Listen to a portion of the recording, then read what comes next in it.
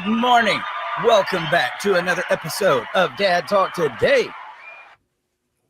I just want to give a shout out really quick before we even get started, gentlemen. Mr. Rob Ramos, Larry Hayes, Dana Cornwell, Julie Pruitt. We see them. They're on it. Yeah, they're on it every single day. Thank you for being here. I tell you what, guys, if you're watching this, especially all of you, like, share, subscribe. Let's get that out of the way right now. Start hitting that like button, start hitting that share button, and let's make sure we get this show out there. Also, activate those stars parties. Let's get those coming in. There's many ways you can support this podcast. Cash App, Venmo, Dad Talk Today, no spaces, Patreon. You can do it on Facebook. You can do super chats there on YouTube. Any way that you can do it, we appreciate you so much and are glad that we've got you here. Mr. Carnell Smith, we got you back today. Carnell, tell everybody who you are. Hey, thank you, Eric. I'm Carnell Smith. I'm the paternity coach. I've actually been accused of causing trouble internationally, but part of what I've been doing is helping women, men, and families address family identity issues using DNA, law, and policy. Absolutely. Dwayne, how about you? Tell us a I'm little a pissed bit about off parent. I'm a dad. I've been through the system. I've seen a thing about a thing or two. I've done, lots of research. I am here to change the culture war. That's it. And I'm it here is to a end culture it. war. That's it. That's what we're here to do, guys. I'm Eric, and that's about all you need to know about me. You see this face enough. So getting into it, guys, we got an important subject today. We know it's a real subject. How dads are attacked in culture, how they're attacked on TV, in the school system, in the family courts. We could go on and on and on. And we're going to talk a little bit about it. I did have a few calls that was left over from yesterday of people that were going through some pretty bad situations with their exes. And we'll get those a little bit later on in the podcast. But we had somebody that showed up even before we got started. Oh, no. What's up with that? And I think you guys might want to address this. Anonymous user. Well, mothers get way more attacked than men. Let's be real. That's not to say men don't get attacked.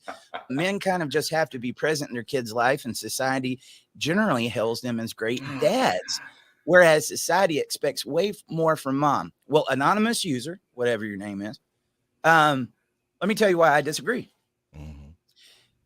Let's go in the family courts. Mom can be a piece of crap. She could be on drugs. She could be neglecting the kid. She could be doing many things. She could be having a child molester in the house. Dad could be over there, got his, together, working hard, can take care of the kid just as good, if not better than mom. In many of those cases, a lot better. And no matter what he does, he's not going to get custody of his child. They would rather see that kid get passed off to CPS. In many cases, we're seeing where the children end up dying. Or mom kills the kids before they'll give them back to dad. So to say that we expect more from women, I don't think so. I think they get a pretty hard pass. Oh, big time. I mean, again, as far as, in society, well, actually, a report came out recently. Men are more likely to be attacked than women. I think it's 15-1. I mean, that's by, individual assaults or group assaults. Men, we die a lot more in wars, workplace accidents, and all that. I mean, I still remember taking my kid to a store and some lady walking up to me and saying where his mother is, because I didn't need to be around the kid, and we're at a bookstore just walking around doing our thing. Yeah, this whole, and again, if a man's having struggles, where does he go? Oh, let's see. Can he go to the homeless shelter? Nope. Nope. Can he get government assistance? Nope. Nope. You know what he can get? Jail. That's what he gets. Yep. I mean, 3 hots and a cut. yeah, that's pretty much what we get. And we get nailed with child support, our finances, our livelihood, our everything removed from us. And women get government subsidies, they get health care, they get education, they get free law help to further the system. When we have a paternity, I'm going to speak right to Cornell here. When there's a paternity situation, we got to believe them. We got to believe them, and they will fight tooth and nail to not get a paternity test to prove who the dad is, because the dad should just man up. We are told every day to man up. There's no woman up; it's man up. And I'm pissed. I'm tired of this nonsense. I'm lit up. I am sick and tired of this whole. Women are. I mean, again, I'm married. We're all married guys. We love our wives. We love women. I love Absolutely first wave feminism. I mean, femininity is awesome. I love it. I'm a guy. I deserve respect. Yes. I deserve. To be treated equally like women. No. Women are put up on a pedestal and given whatever they want, and society expects nothing out of them. You don't have a TV show that shows a woman acting stupid. I'm getting all over the place, that a woman's goofing up or she's blowing up dinner or the barbecue or it. And then when a man gets equal shared custody, it's seen as a loss. We need to get open up a big can of red pill, because we need to do that for anonymous user. And I understand why anonymous has to be anonymous. You can't, it's got to be, a female. She's not going to do it, but I'm going to stop now because I'm getting lit. It's all right. Let's show the other side of this. And I know Cornell's got something to add to that. But if a woman loses custody of her kid, they look at her as she must be the scum of the earth. And you know why that narrative exists? Because of the narrative against men. Yeah. It is so hard for him to get ahead in family court that if a woman loses, and we do know it happens to women too, way, way less. Yeah. But when it does happen to a woman, she's going to have a stigma against her because you had to do something really bad to lose your kids, because we know most of these men have no chance. So you just had to be the scum of the earth. So there is a stigma there for women, but it's still based off of the stigma that comes against men and from the bias in family court. Correct me if I'm wrong. I'd love to hear from you. Cornell, what's your thoughts on it, brother? I think you're spot on, both you and Dwayne, that there is a deliberate bias against men and boys in family court. And almost to the point where regardless of what the subject is, he is presumed guilty before we set foot in the courtroom. I've seen judges actually literally want to refer to men and boys as deadbeats for kids they didn't even know existed. And there is no legal requirement that the mother notify you that A, that she's pregnant, B, when the baby's delivered. You could be hit with a paternity and child support lawsuit 10 years later, didn't know the kid existed, and you are automatically 10 years in arrears. Yeah. When really what should happen is it should start from the date that the lawsuit came in, right after we get this DNA test. But the other thing that dads are attacked about, as Dwayne talked about, you are minding your own business. You are an involved dad. You are an active dad. You're out with your kids. I'm babysitting. And some nosy cuss so-and-so intrudes into your personal space and your personal business, as if the kid is with dad, something's wrong. Yeah. There's something that needs to be addressed. We need to call the police. When lady, you need to kick rocks and go mind your own business, because the way the current structure in family courts and the data shows it, according to the U.S. Census Bureau, the primary non-custodial parents, or about 80% of them, are dads. 20% moms. So if they both have an issue with walking into family court, being able to get some fair and equitable time with their child, if I can be honest with you, I want to make a distinction between there are indeed guys who don't want to Yeah. be the dad because he never intended on it being more than a short-term relationship with her. You know, it might have Didn't go. been Yeah. it might have been 5 minutes, it might have been an hour. All right.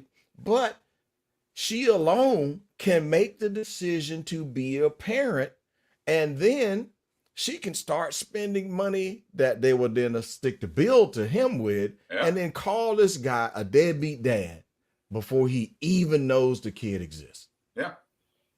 Well, I mean, and then let's be honest. You talk about Carnell getting them to walk a mile in your shoes. Now, if you ladies were a man, I would love you to let's give you a little glimpse into what this is like. Say you got a spouse that's pregnant or a girlfriend that's pregnant, and she starts beating the crap out of you.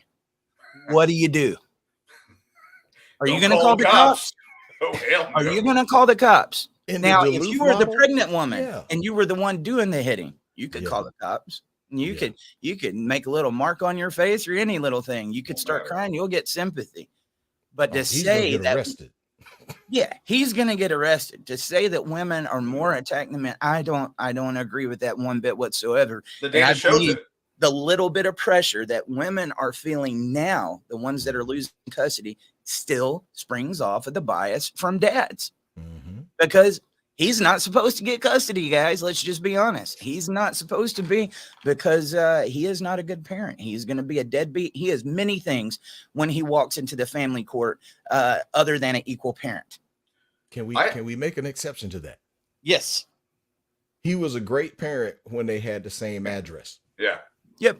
Oh, yeah. As soon as a divorce is filed or they no longer cohabitate at the same address, all of a sudden the dad is on the downside, meaning he has to fight for everything that he's going to seek and pursue in the family court, because there is already a bias, even with many of the judges, that the mother is the best parent for the kid, even in the face of incontrovertible evidence. I have that video. She is not. I have video here in Texas where a judge on the record on YouTube said, "Why does this father have access to the child? The mother stays at home.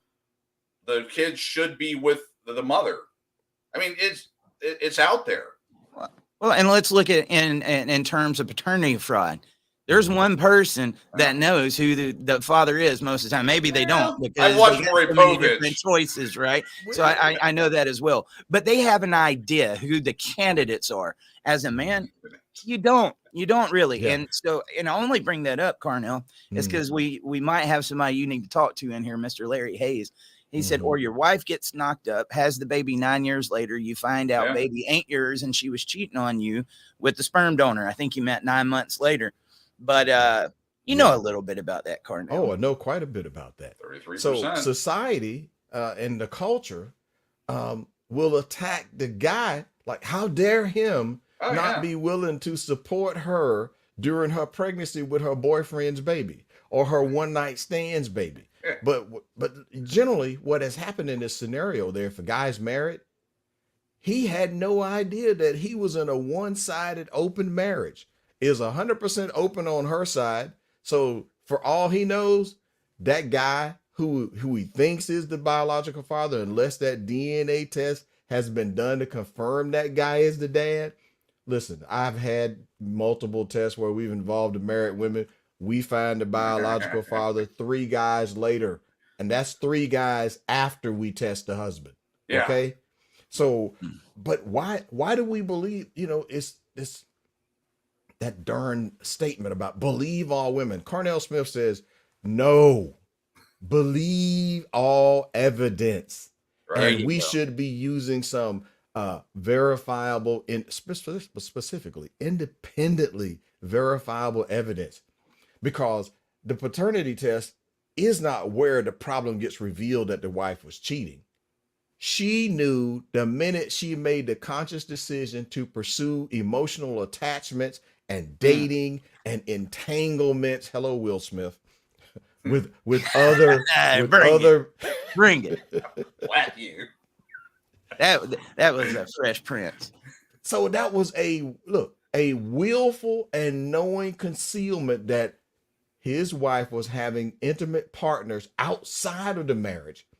And when you go to court, they'll be saying, well, we can't make her boyfriend pay child support. Well, look, her husband makes more money than the boyfriend. And if he's in that unfortunate state that says any children your wife has while she's married to you are presumed to be yours. And what they haven't figured out is that, that's supposed to be a rebuttable presumption.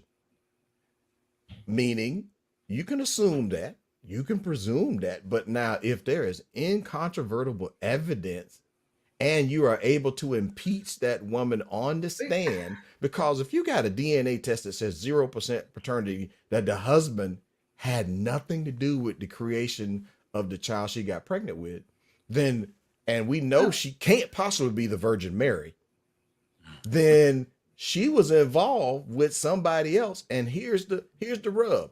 As I have my fingers up here representing a window of opportunity. Like 3 days.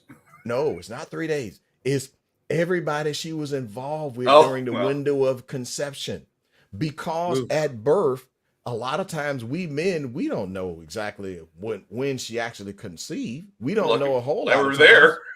Yeah, we know whether or not we participated. We, if it was our wife, the expectation is we had a hand in the matter, right? That's it. But here's the rub, though. Most times we don't know that it really matters how old was that baby at birth. You're like, what? No. A lot of us completely blow it by thinking that a full-term pregnancy is 9 months when a full-term pregnancy is 40 weeks. You will be off by 4 weeks thinking on when she got pregnant, trying to use 9 months as your deciding factor, when the truth of the matter is that when that DNA test says 0%, everybody that she was involved with during that window could be the dad. Well, the thing is, we got guys that are in jail right now because of a kid that's not theirs, that the state knows is not theirs. Everybody knows it's not theirs, but he's still in jail because the courts say you're it. Well, he's got 2 cases. He's got a criminal case for the non-payment of child support. And most states, they call that child abandonment. So you actually end up with 2 different cases. Now, at least on the criminal case, you could get some legal help. If you can't afford your own criminal defense attorney, you could get an appointment with the public defender. I saw that office. Freudian slip there. Who has to read your case while they walk it over to your jail cell, and they got 100 other cases. If you're expecting a stellar representation, boy, are you in for a surprise. And this brings me, you actually made me look at this in a little bit of a different light, Carnell. I used to get mad about the Mauries and the different stuff about that you were not the father because they made entertainment out of it. Yeah. At the same time, there was an awareness factor that got out that, hey, this happens to a lot of people. And there's one I think it was called Paternity Court. Is that the name? Oh, yeah. Yeah. I got approached by that show. Well, they named to talk to you. Nah. We had some discussions, man. They essentially wanted me to work for free to help them find people for the show. Come on now, guys. Yeah. Come on now. You got the paternity coach, the man that called it paternity fraud. Anyway, there was this one guy that was on there, and he went to prison for a good while. 5 years. Yeah, non-payment of child support. He got behind on it.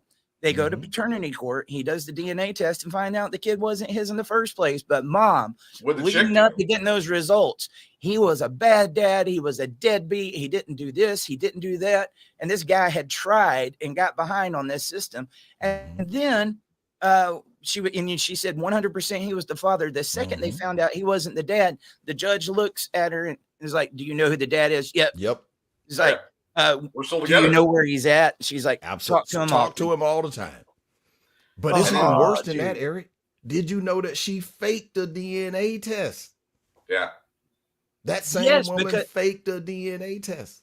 Wasn't the lab or something in on it too, or was it just a fake paternity test altogether? Listen, you've heard of this software tool called Photoshop? Oh yeah. Yeah. Photoshop. Would you believe that we've actually on the internet right now, there are people out there where you can buy a positive paternity test. You can buy a positive pregnancy test. Yep. Now, Are but you dads, kidding? listen, dads, men who a lot of times are thrilled and excited about the opportunity to be a dad, and sometimes not, because I've admitted this, that is not good news you want to hear from an ex-wife, an ex-girlfriend, somebody you know you're about to pull a plug on the marriage. The last thing you want to hear from her is, I am pregnant and you are the father. All right. Now, sad to say, the societal view is that because she said you did it. So therefore, the presumption is you're guilty. And if you don't know that you need to take constructive steps to verify, what did President Reagan say? He said, trust, but verify. Mm-hmm. All right. I'm like, well, Your Honor, we can't say that, that my client here is the father of the child. We can say there is a baby, but guess what? In some of my DNA testing, we have found out she wasn't the mother of the kid. She had borrowed her girlfriend's kid and convinced the guy that the baby was his. And the whole scheme didn't blow up till the guy started posting pictures of the kid on social media, and the real biological wanted to know why was his kid on Facebook with another man. Now look at that, guys. It's the man's fault. Is this not a way the dads are attacked in culture? Yes, it is. Oh, 100%. This is an important one. We got a question for you, Cornell. Maybe you can answer this from Loren. He said, Cornell, how much does eye color have to do with father and son? For instance, the last blue-eyed family member is the child's great-grandfather. Asking for a friend. Well, there's this thing called the Mendelian. It has to do with the principles of inheritance. There is a U.S. Supreme Court case involving a husband who, once he remarried and his new wife was a nurse, they were trying to figure out how was the child blue-eyed when the husband had brown eyes. And what you got to know about this is what's a dominant trait and what's a recessive trait. Yeah. Basic biology. Right. Well, hell, we can't figure out what a boy and a girl is, so let's not even talk about that. Yeah, dare I say. Back on subject. But this guy, he is one of 3 men who have taken paternity fraud to the U.S. Supreme Court. This guy based out of Philadelphia. His new wife, who was a nurse, says it wasn't possible. So she remembered in her biology classes that it wasn't possible for a brown-eyed dad who had a blue-eyed wife to be the father of a blue-eyed baby. Hello. And she pushed him to get a paternity test. And that paternity test came back and revealed the husband was not the father. All right. Now, you would think that since we have independently verifiable evidence that this man had nothing to do with the creation of this child, this woman that his ex-wife had with her boyfriend, then the responsibility and duty should be assigned to the people who had the fun in creating the child. One would think. The state's appellate courts in Philadelphia would not let him appeal, and they held to the marital presumption of paternity. And the U.S. Supreme Court would not allow him, they wouldn't grant certiorari, would not allow him to appeal the lower court's rulings. And that got repeated again for a gentleman named Morgan Wise in Big Springs, Texas. 3 out of 4 of the kids turned out were not his. And then after he got the paternity testing, the judge canceled his visitation with all 4 of the kids, including the one that was his. But did he cancel the child support? He did not cancel the child support, But and then dads get asked the treated mother. fairly. Wait, listen how bad this goes. Oh, yeah. Because this man was attacked. The judge says, because you told them that you weren't their biological father and that you loved them, but you thought that their dad should be paying child support. They go to the mother and ask her, well, listen, why don't you pursue child support with the guys you had the fun with? She says she couldn't do that. They were married. Did you hear that? The other guys, plural, because some of those kids had different dads. And she said that she didn't want to go after those guys because they were married. She didn't give a flying rip about screwing over her husband. All right. But yet they attacked him for not being willing to go along with being played for a sucker. Mm. Now, That what did he is do nuts. wrong beside get married to Cupcake? Yeah, I said it. Oh, dude. I mean, guys, this is just, those are the stories that get me mad. I mean, now here's a guy paying child support for a kid that wasn't his. Three. Three. You've got several of those type of stories. And that is just a way that, look, man, they wonder why some of these guys go crazy and go nuclear. I'm going to tell you, like, if that was my story, I'd have a hard time keeping my temper together. I really would. Mhm. But I'm going to get to the other side of this because we're talking about how dads are attacked in culture. It's not just through the family courts. Mhm. We're going to have a little contest here, and the audience can join in on this. Over the last 50 years, give me examples on TV of good dads. Good dads. Good dads. The Cosby Show. Cosby Show. Al Bundy. Okay. We're gonna I get grew up in a into- distfunctional family. Well, I mean, that was the best I could come he up was with. in the household. All right. He was. George Jefferson.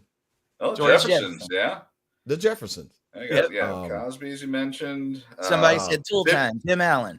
Tim Allen, yeah. Well, he was a bumbling Uncle Phil. idiot. Yeah. Yeah. And that had to be an uncle Yeah. Uncle. because Will's Real dad was a gone. deadbeat. Rob Yeah. Ramos said Little House Little on House the on the Prairie. Lost in the Prairie. Prairie. Brady Yeah. Bunch. Yeah. All right, hold up. Hold Yeah. up. Let That's me a blended refine family. these rules a little bit more.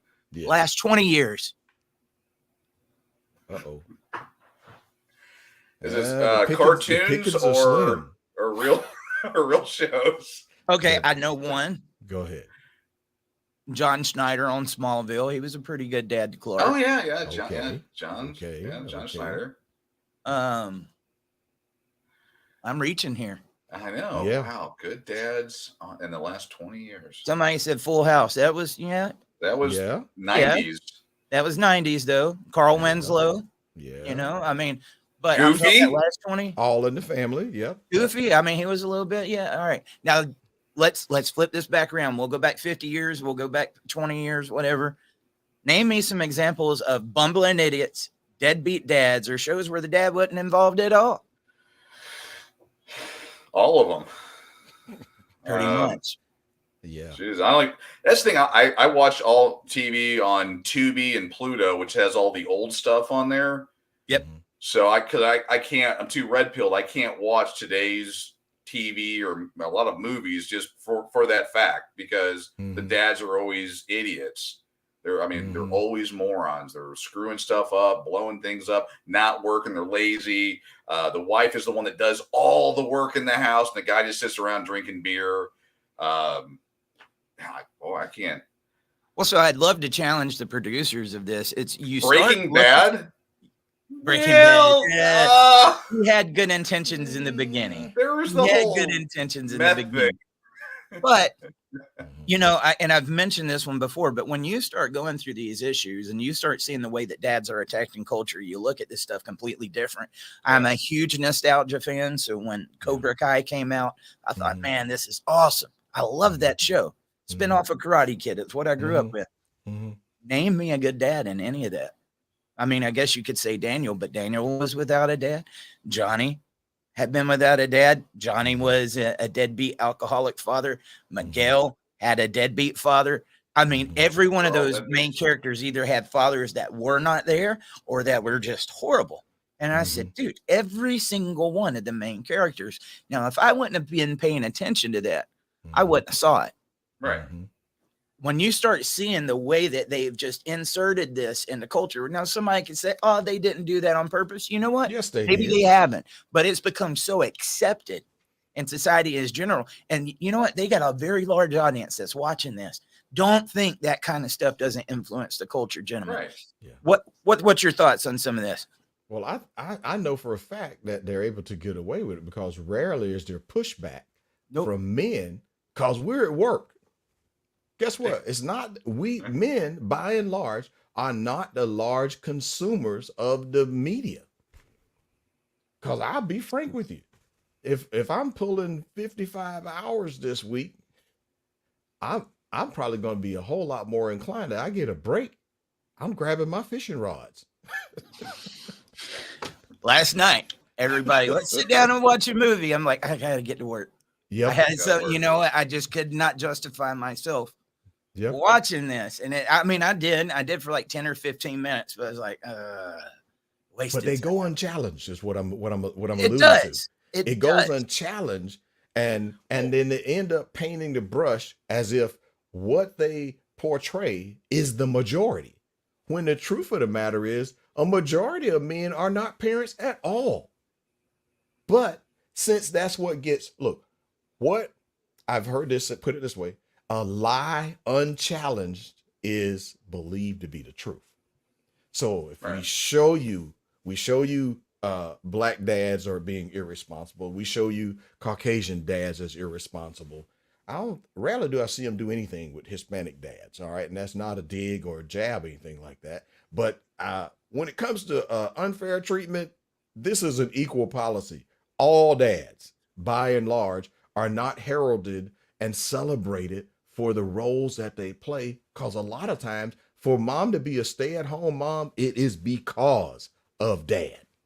And which they goes do not honor dad for his commitment.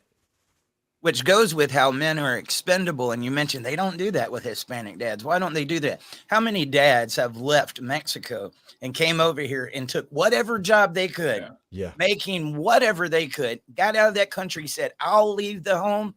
I'll do nothing but work all day long. If you can give me 3 or 4 jobs, I'll take whatever comes to me. I don't even know how to speak the language. I'll sit outside of Home Depot and wait for somebody to come pick me up so I can make money and send it back to you while you sit at home. That could be why they don't attack them. I don't know. But dude, it's no different than the rest of these. It's no different than the rest of these guys, right? And that's what we're doing. We want to take care of our family, but they don't have those on there. Again, like you just said, it doesn't protect the narrative. Well, you know, the guy blows up the barbecue, and then the wife is on the phone or whatever with DoorDash or whatever. The car breaks down. The guy is sitting in the side seat while she's driving. That's very, again, that's all very telling. But he can't figure out how to fix the car, so she calls Midas or whoever it is who come out and fix it, and she's like, The guy's over there sitting there looking stupid. Yeah. That's the kind of stuff that's like, give me a break. Dude, I sat down and watched one not long ago on Netflix with my wife. I'll have to get her to tell me the name of it because I only sat there in one episode and all this stuff started hitting me. I'm like, I can't look at that. But it was one of those where mom was getting a new job, so dad was going to have to stay at home with the kids. And they were like, oh, can he do this? And they were so unsure if this dad was going to be able to take care of the kids, and everything he did was goofy. Like he would get it through, but it was in his own way, and they would laugh at it. At the end of the day, he was like, "Oh, he made it, but he wasn't near as good as mom at doing it right." And they made a joke out of it. It is crap. It is crap. I have been that dad. Listen, dad is going to do things differently because he's a guy. Yeah, and there's her way, there's my way. And if it's not exactly mission critical, I remember as a parent, I had to have this conversation with my wife that everything doesn't have to be done exactly your way. And I also had, can you repeat that? That's going to be a clip. Yes, I like that. That's a clip right Everything there. does not have to be done your way. So I And don't I have to also pull the had towels look, the and I way. also had to hear those Oh, words back too. hold on. Okay. Eric is saying something, I think, biblical here. This is going to be like the 67th book of the Bible here. Say that again, Eric. Well, so like my wife not long ago, like, hey, you need to come and help me fold clothes. I hate doing clothes. Give me the stereotype, whatever. But I get over there. First thing is, oh, I don't like the way you fold the towels. Just leave What those is alone. I'll get that? them. What is that? And I'm like, this is what happens when I try. So I'm going back out here. Yep. Yep. And you Yeah, know you got what? to do it a certain way with the side out. No, damn And I things tell are her, I folded. say, I tell you what, you come out here, let me see you sharpen this mulching blade on the mower. And after this, I want you to fine tune the carburetor on my my edger. Yeah, Now go ahead, I'm gonna wait. there's got to be a 0.30 on the gap meter. Look, my Yeah. whole point there, I was like, I'd love to see you gap a plug and get it correct the first time. All right. Yeah, What my whole point in doing stuff like that is that we have different roles, we have Yeah. different strengths, and everything, if it's not mission critical, doesn't have to be done a certain way. Now, if you want these towels and stuff done a certain way and you want this floor done a certain Move way, yourself.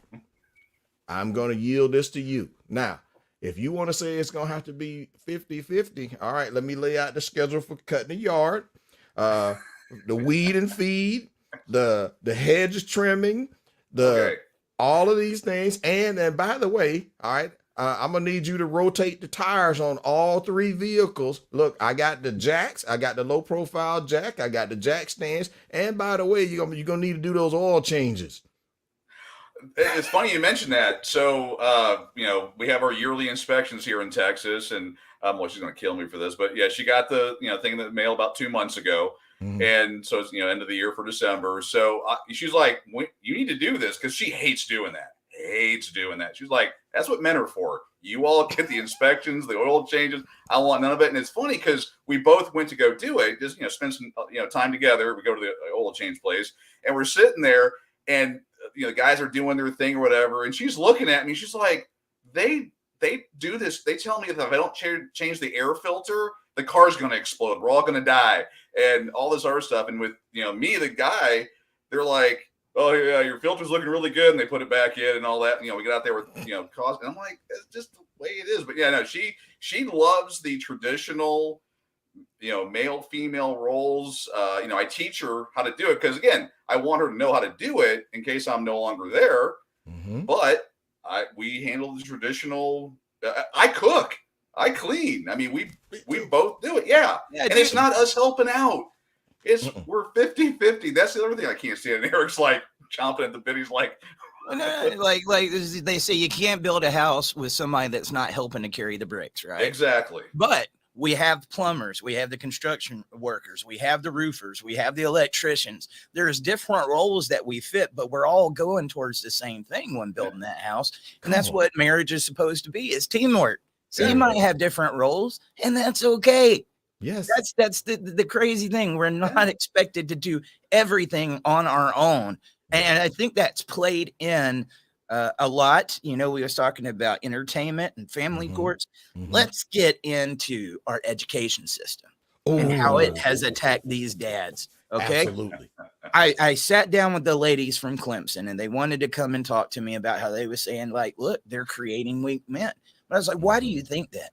They literally told me, guys, that their professors tell them they need to be strong women, that they don't need men, they don't need help from anybody, and basically that don't have men. And they said at the same time, while they're telling them that, their male colleagues are in the classroom with them. They was like, you wonder why there's gender confusion, or you wonder why men aren't taking those traditional roles anymore? They're being told everything about being a masculine male is wrong. It's evil, and that women don't want that. And it couldn't be further from the truth. But what role do you think that our education system, our colleges, play in this? They are the cesspool of radical feminism, and they are promoting a complete disenfranchisement of the family and male leadership And they think that by attacking the patriarchy, which, by the way, if you look in practically every major religion, they are male led for a reason.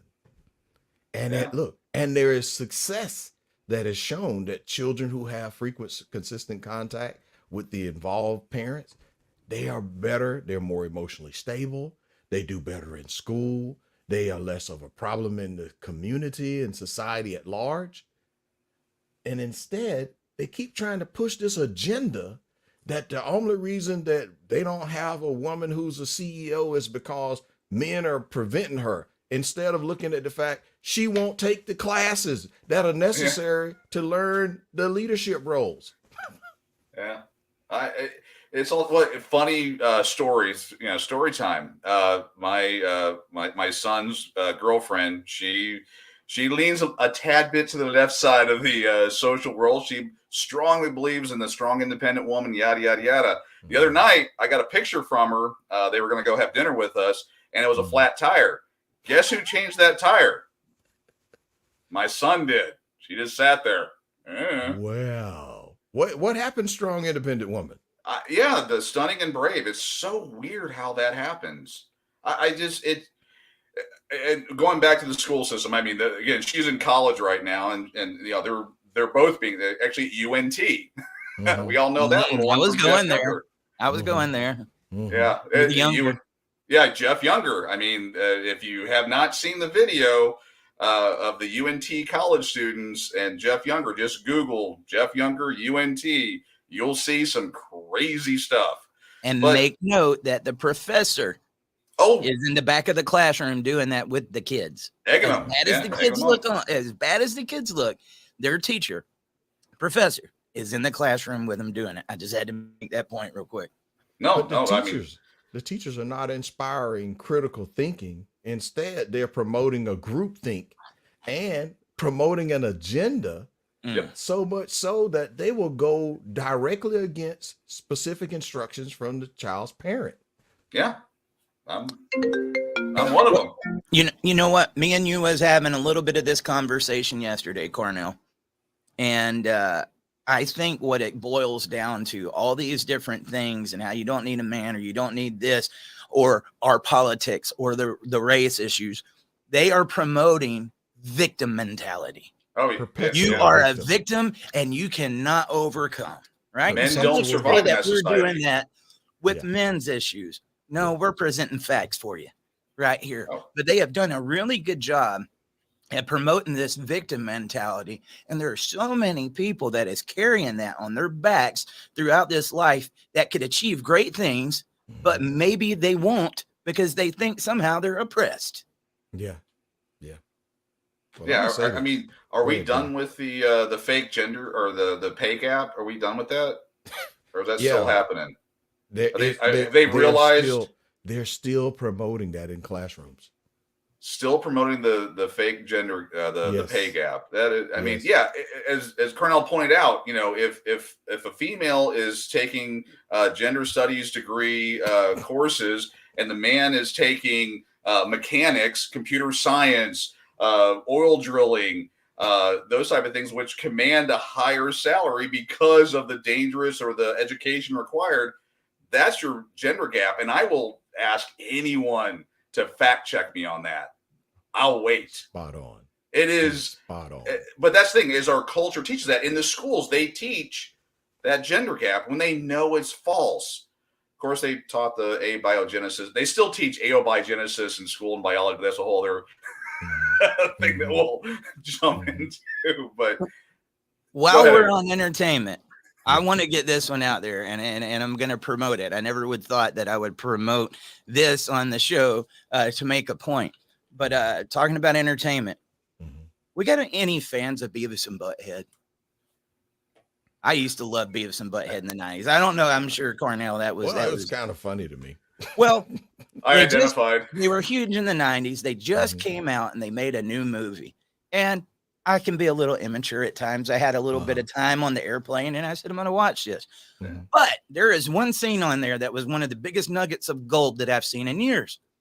Beavis and Butthead stumble into a college And then when they get in there, they're hearing about white privilege and like male privilege and everything. And so the teacher tells them that they have white privilege. And they're like, what is that? And all the kids start saying, you can do anything that you want to do. You don't have to worry about getting in trouble. You get any job you want. Like literally, you're untouchable. And then the teacher looks at him and says, I hope now that you know this, it's going to change your life. And Butthead said, oh, yeah, it will. Next thing you know, they're still in cars. They're going through the stores and getting all this stuff. And the police keep coming up like, what are you doing? And Butthead goes, it's okay, sir. I have white privilege. It starts going through there, wrecking the police cars. If you haven't seen it, it's little stuff like that. But the sad thing is, it was so true. Yeah, it was so true. That is just one of the things like they're teaching inside of our schools. And feminism is attached to that just as much with that victim mentality. You are a victim. You don't need a man. A man is going to victimize you. He only wants you for one thing. He has nothing to offer in the relationship. He is expendable, right? We have gotten to that part in our culture that if guys, we don't start pushing back. Yeah. You know, the sad thing is we just want to be looked at as equals. We're not talking about men's rights because we want to be more important than we just want to be looked at as equals. And for them we're human beings. We're human beings. Yeah, let's start there. Yeah. We're parents. Yeah. Can I be equal?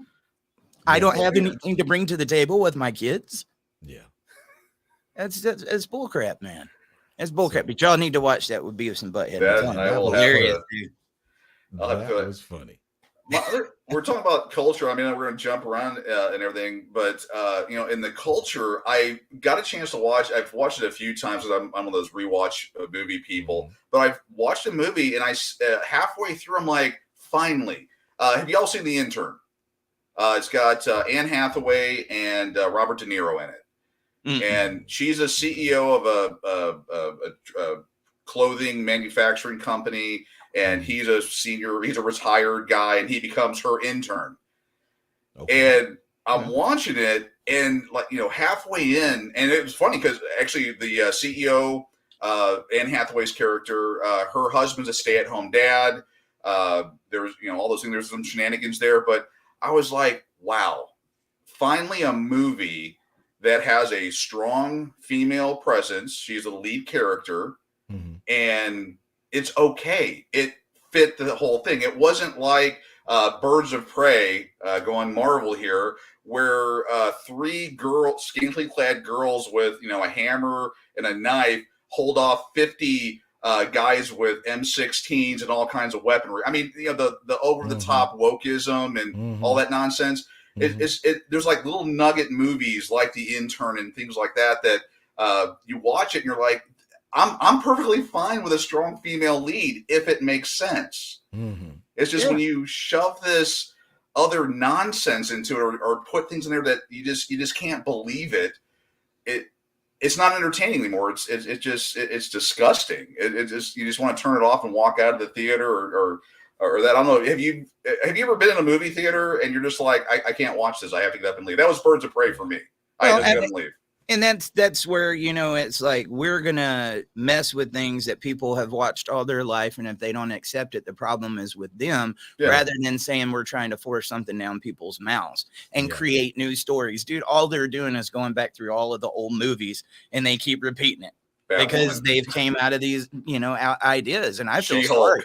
You know, I would one of the people that would be the hardest right now that I feel sorry for the most is comedians. Because in years, comedy, everything was off the table. You got to pick on everybody. And we laughed about it. It was okay to laugh. Now these guys can't do anything without fear of being canceled. There's one Dave Chappelle. I love Dave. I love Dave. He does not let it hold him back. And I'm going to tell you somebody else that's been on fire with that. Chris Rock, ever since he got slapped by Will, he's really been stepping it up. What was it he said? Only women, children, and dogs are loved unconditionally. His divorce one. Only loved if he provides something.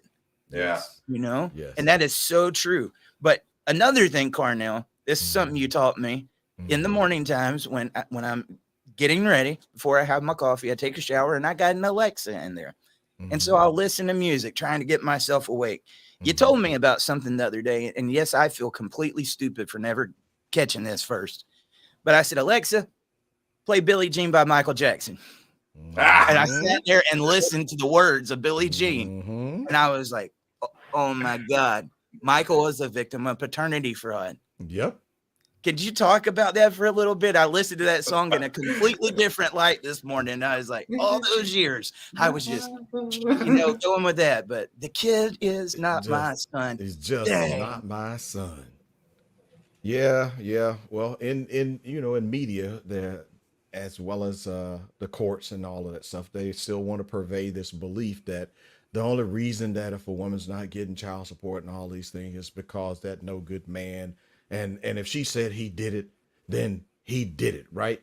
Believe all But women. there are a ton of artists who are victims of paternity fraud, including the late Michael Jackson, including Kanye West. Hello, he wrote the song Gold Digger. If you read, you find out what those lyrics from, what they mean and where they come from. And Idris Elba, who played in Thor as what was he? He was the guardian at the gate. The guardian at the Guardian. gate. Mm-hmm. Great actor. Morris Chestnut. He talked about he's come out with his story because the child's mother is still now pursuing him to try to claim that he's her kid's father. Now, when he was a teenager, he was doing what you thought would be the right thing, right? And stepped up to the plate, and he was voluntarily supporting her, the child. And as soon as he got his movie role, one of his first movies he was in, he played the character Ricky. I'm trying to think, was it New Jack City or one of the major movies? But she sued him, asked for some astronomical amount of child support, right? Mhm. At the behest of her mother. He lawyered up. Experienced family law attorney says, well, we hear what all you're saying. However, first we need verification that Morris caused this pregnancy. The paternity test came back at 0%. Zero. And because they figured this out in the first round, Morris was like, I'm done. I'm out. But society will go after him. Why And didn't guess you what? man They're up?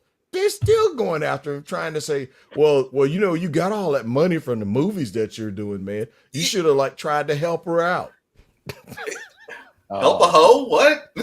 And with Michael Jackson, at the height of his heyday and his fame, I don't think there was anybody that was outselling him on concerts, because he crossed over, man. He was selling out. The racial mix didn't matter. He was selling out worldwide. So why would somebody target and have a baby? Let me tell you this. This is how it's so easy it is to be done, even yet to this day. Right. There is no requirement of evidence required for any woman, any teen girl to file for child support. And guess what? Even all three of us here on this panel are married. Anybody could sue you for child support. And you can't afford, listen, and you can't afford to ignore that and saying, man, they got the wrong guy. Because if you ignore it and don't take aggressive steps to represent yourself and refute that thing, you'll get a default judgment against you, and that gives them access and the keys to the kingdom where they can plunder your checking, your savings, your asset management account, and get an income deduction order for your paycheck. Can I give you a victim of paternity fraud a lot of people don't know about? I can't remember if it was you that told me about this, Carnell, or not. But it was a gentleman I was very honored to have on the show, one of the smartest men on the face of this planet, Dr. Ben Carson. Yes. Yeah. Dr. Ben Carson. And he told me this story. He told me the story. He said one day he was at work and got a call. And he said he gets on there and somebody was saying, you are the father of this child. And he was like, okay, that's not true, because I've never been with anybody but my wife. But they said, she knows where you grew up, what school you went to, and who your family is. And he said, anybody can know that. So they wanted his DNA. Yes. They just wanted to draw blood from him. He said, no, I'm in politics. You ain't touching my blood. Yeah. But there was somebody that was trying to claim that he was the father of their child, and he had to fight that off because, guys, Yes. I mean, look at this. And he knew, Neurosurgeon. but because she knew where he lived, Yep. where he grew up, what school he went to, that was all they needed to believe this lady, to the point that he gets a call at work saying that you are the father. And you know what? I hate to say it. They would have loved for him to have been the father because they probably got some good Title IV funds off that. Yeah. That would have used. There would have been an attempt to try to use that to attack his character and his campaign because they couldn't find anything else. Can I say Drake? If I say can I say the name Drake? Yeah. And everyone hopefully will know immediately what I'm talking about. So he got to that crazy level where he's putting peppers into his condoms. Hot sauce. Hot sauce. I'm sorry. Yeah, it was hot sauce. He probably got it from listening to Tom Likas show. Oh yeah, I did the Tom Likas show, and they talked about putting habanero sauce. Yeah. Okay, you guys got to tell me about this. I'm completely in the dark. You don't know about that? You don't know? I don't know anything about it. Tell me about it. I'm here. Habanero sauce in the condoms. Okay, you got me intrigued. Okay, so I'm gonna do Drake. I don't know about that story, but he obviously, he learned because what women do, especially the basketball players and all that, is they'll have sex. The guy will wear a condom, and then after it's over, she'll take the condom, put it up into Babyland, get pregnant, and go after him. Exactly. Well, Drake's like, I got a solution. He put hot sauce into his condom after he, took care of business, and was like, good. Well, this girl does the old, I'm going to put it up in the Babyland, and got a little fun time there in the and then we throw in the lyrics for that song. This girl is on fire. She sues him and public support. She filed a personal injury lawsuit against him. You gotta be kidding me. This is the world we live in, but men have privilege. Yeah. I mean, he's taking these steps, and then she does that. She's on fire. Yep. She sues him, and I mean, the woke culture went after Drake. You're a horrible person. He's like, whoa. This would have never happened. Exactly. Had she not taken a used condom and popped it up into every man's land, apparently. And she tried to hit she tried to hit the baby lottery. Yeah. Well, that's what they're teaching young, strong, independent, stunning, and brave women today. So what does that just show you? The culture, by the culture. What did they do? Did they go after the woman about her crazy behavior? No. They went after the celebrity for how dare he try to prevent other folks from taking his royal seed to access his millions. Lord have mercy. Well, you know what? We've got a meme that goes around every so often, but I want people to see how serious of an issue this becomes. And a lot of people think, oh, this has just got to be fake. It wasn't fake. And Carnell, you was just talking yesterday about how they call each other queen and king. So this one, I'm going to read it, and then you guys can give me your thoughts. This one comes from Queen Vivian. Oh, yeah. Men, if DNA confirms the baby is not yours, it doesn't change the fact that you must take responsibility of the baby. Women go through a lot in marriages, and women deserve better. Are you surprised to know that there are people out there that think that's the truth? They're entitled to your resources. Yeah. Entitled. The entitlement mentality. Ooh, that's a whole other area. What we talked about, that perpetual victimhood. She is not accountable or responsible for the results and the accumulation of decisions that has her in that position today. Instead, this is a single mother, and we're going to take we're not going to take government money. Let's call it what it really is. We're going to take taxpayer money, where those of us who are gainfully employed and working, who paid a price to whether we are a blue collar, no collar, white collar, we put forth time, effort, and energy to get our training, our experience, and our skills up to a point to where we generate a comfortable lifestyle for ourselves. Why should we be responsible for her conduct and bad decisions? That right there, that meme right there tells you. And by the way, there's a whole lot of people supported what she said and said, "You go, girl." You go to the original and you look at the comments. You go, girl. Yeah, you get that. You do it. Well, we have that the rap artist. What's her name? She admits to drugging men, stealing their Cardi money. B. Cardi B. And women look up to her. That like, oh yeah, that's the solution. Drugged them and robbed the men and admitted it on multiple occasions. So what was it that Bill Cosby did? You mean alleged? Bill Cosby's has been vacated and overturned. So from a legal point of view, he's been restored to a position legally as if it never happened. Well, and they're not ever going to go retract a lot of the stuff that went down. But let me just say, I don't know if you gentlemen agree or you was paying attention to Cosby before all that happened.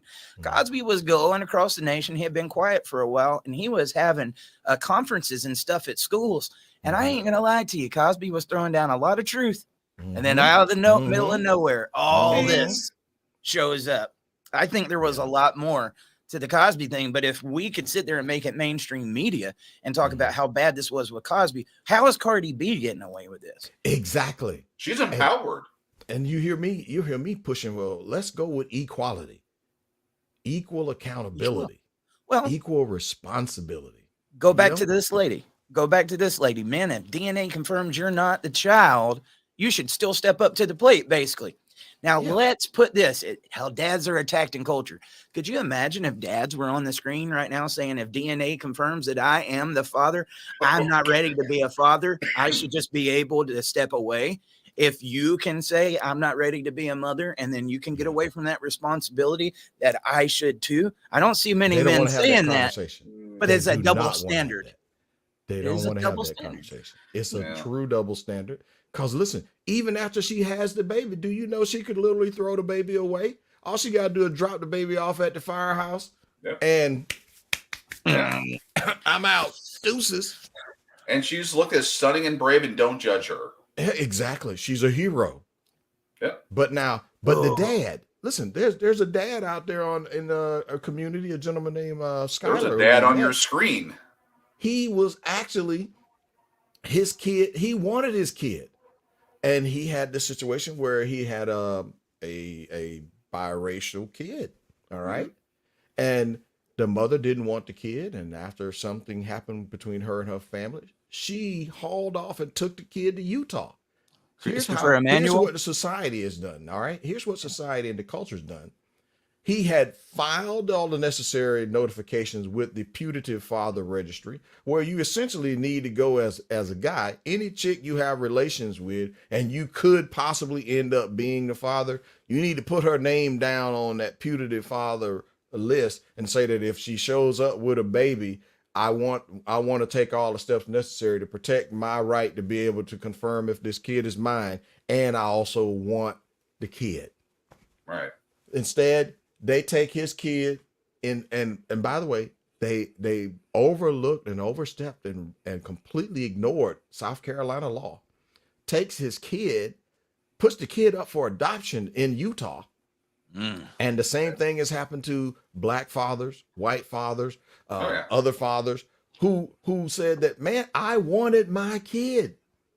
What he's got to do now, he's got to do a multi-state fight to go from his home state to Utah, and Utah has made their laws where they are more supportive of the adoption industry. And by the way, Title 4D has a hand in that one too, by the way. You can make money for the state, by the way, if the state agencies are involved in the placement of this kid for foster parents and putting the kid up for adoption. But well, how come the father of the child is not the first consideration? Identifying and tracking the kid down and connecting the kid so that the kid would then have at least one parent and one family that knows and identifies with the kid, be able to support the kid, and then put the mother on child support. Because she's abandoned the kid, far as I'm concerned. She threw the kid out for adoption, then she should be paying child support. So I know the father you're talking about, Christopher Emmanuel. He's got something called the Sky is the Limit Foundation, guys. He was one of the very rare cases after the child was put up for adoption because And he he had got her signed up. back. And He got her got back. the kid back because he had signed up to be responsible for that kid. And the state loves that when they say, oh, we're not going to have to be financially responsible. That's So all we he care had a about. fighting chance. Well, now I had another case, Carnell. This guy was on The View. He was on Ricky Lake, I think Oprah, numerous things. His name was Christopher Carlton. Okay. He went through the same thing, but he didn't put himself on that fatherhood registry. Because you don't No. know about it. He didn't know about it. The other thing was his ex had told him that he had a son when he had actually had a daughter. Or I might have that reversed. Okay. It's been a while since but it was one or the other. Told him that the baby was a different gender, but also told him that the child had died. That's that's not uncommon. Yeah. Told him that the child had died. He later found out she put the kid up for adoption. Now, when he found out and said, I'm the dad, I want my kid, let me take care of my baby. He fought for years and years and years, and he never got the child back. Now, I had both Chris's, Christopher Carlton and Christopher Emmanuel, on the show. And I'm going to tell you, it didn't mix well, not because they liked each other. But Chris Emmanuel said, look, if you do this, you can get your kid back. And there was one over there that had been fighting for years saying, I did everything I could. Everything I could. And there was a lot of emotions going on with it. That father wasn't angry for no reason. He was angry because he couldn't get back his kid. And guys, that is a very common thing. As Carnell was saying, there's a lot of times they put them up for adoption. And if you don't know about that fatherhood registry, you're screwed. It's called a putative father registry. And it is, by the way, it's not promoted. It's not put out on. Now, they will put out in major media, they'll put out a deadbeat dad campaign talking about how they're going to be rounding up those people who are behind on their support for Christmas. All right.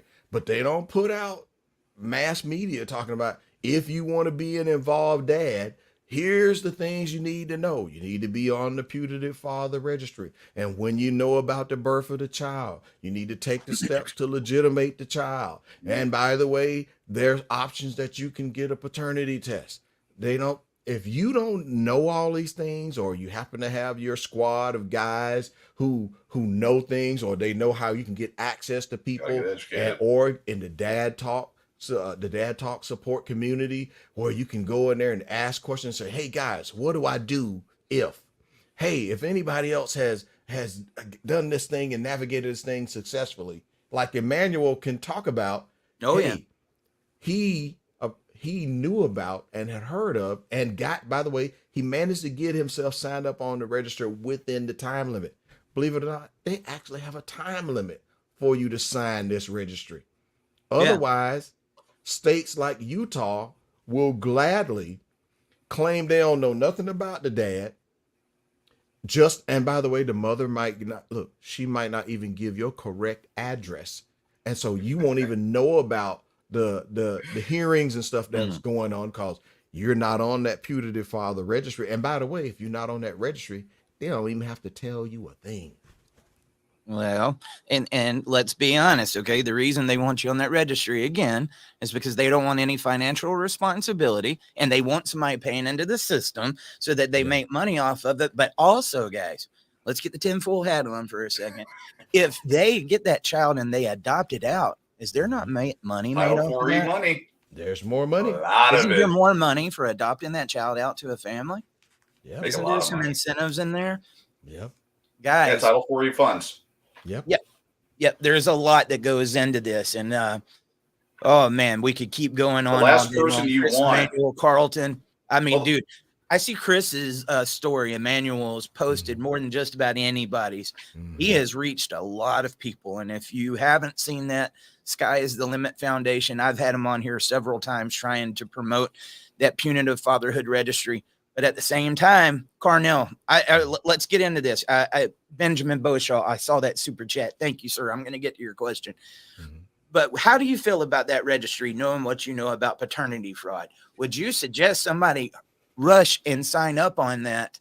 I mean, I want to make sure that we're setting our guys up for success, because some of these things that are looked at as protection sometimes can be the thing that screws you. So it's a catch-22. It can be, but you have to know exactly what the document says. I tell everyone, I says, even when it comes to a voluntary paternity acknowledgement, you know you're entitled to take a document so that you can get legal consultation on this thing with someone who you've paid an hour for. Because you believe it or not, you can actually hire an attorney, pay for an hour of consultation time. Hey, based on this document, what do I need to know? What are my risks? What's the upside? What's the downside? And how do I make sure that we get a paternity test right up front? I'm not signing anything that's going to give them access to all of my resources and essentially turns into a confession before there's any evidence that I did something. Yeah. Now, the registry itself, you got to be careful about what level of information. It is potential that you can give enough information that they could pursue a child support order against you and try to use your signing up on that registry unless you do certain things to say, hold on, this is not an admission. All I'm saying is there's possibility that I might be one of the candidates. You getting what I'm saying? Yep. That's a whole lot different than if you take the language just as they wrote it. And be careful about whether you're dealing directly with the Child Support Enforcement Agency under administrative law, or you're taking your case into court and dealing with it under family law. Those two things are not the same. And if you sign yourself up under the Child Support Enforcement Agency, they're going to try to get you to agree to a whole lot more stuff and tell you, well, this is our standard form. Yeah, it's stacked. It is stacked in one side, heavily in their favor. And by the way, if you find out you've been rigged and you've been duped, you get to court later and they'll pull out, Your Honor, here's the voluntary consent form. Yep. Everything you say and do will be used against you. And at that point, the likelihood that you could prevail can be extremely hard. All right.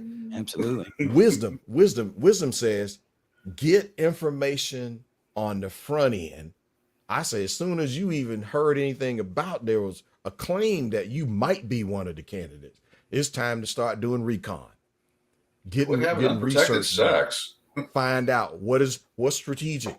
Well, look, if you know you don't want to be involved and you know you were like, okay, I don't even want to be an involved parent, not with her.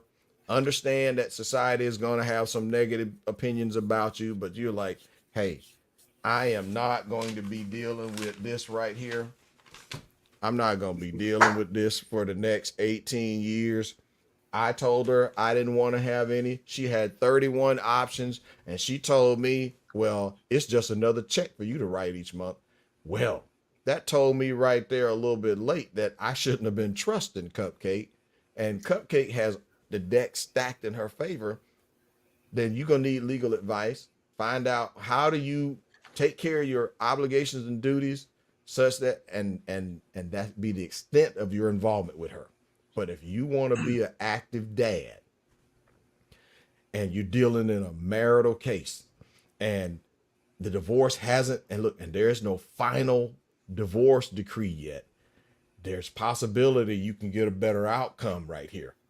It's possible that you could get, once you find out how other people have won, you could modify your strategy and you might need to bring in some help. Like I said, it might be cheaper for you to get that experienced family law paralegal if you have the emotional stability and the time to be able to do the study and the research and put it together, and you have that drive and willing to represent yourself, you can do it. But if you also have the resources on the other side and you can get in contact with guys who can recommend, hey, this is who I use, who represented me, and I got my kid with him or her. And this person who is victorious has done this for 25 other clients, and those clients are willing to be a reference for this lawyer. I say that's a good lawyer to talk to. Absolutely. Guys, we got a couple of your voicemails. We're going to try to get to Benjamin Boshaw had something in here. We're going to say ahead of time, we're not attorneys. We're not on here giving legal advice, but we're going to talk to you. Benjamin said, gentlemen, my baby mom just married a guy who lives out of state. I'm in Wayne County, Michigan. I'm also about to file for more PT. How would you suggest I get ahead of the possibility of an out-of-state move by mom? That's a tough Oh, one. that's a tough one, but it depends. It depends. Does he or is he currently right now legally recognized as a parent? That is not the same thing as paying child support. What do I mean Right. by that? In those some states they call it an order of affiliation, and then there's some other states they'll talk about legitimation, which is a step necessary to be legally recognized as a parent so that you can pursue parenting time. Now, if you already have a designation as a joint or a is usually joint legal, joint physical custody is what I recommend guys to pursue if that's what you want. If you can make the case to pursue total change of custody, because what if most of the family for the child is here where you are on both sides? You could learn how to pursue an emergency injunction to prevent the move away if you already have that legal designated status as a legal father.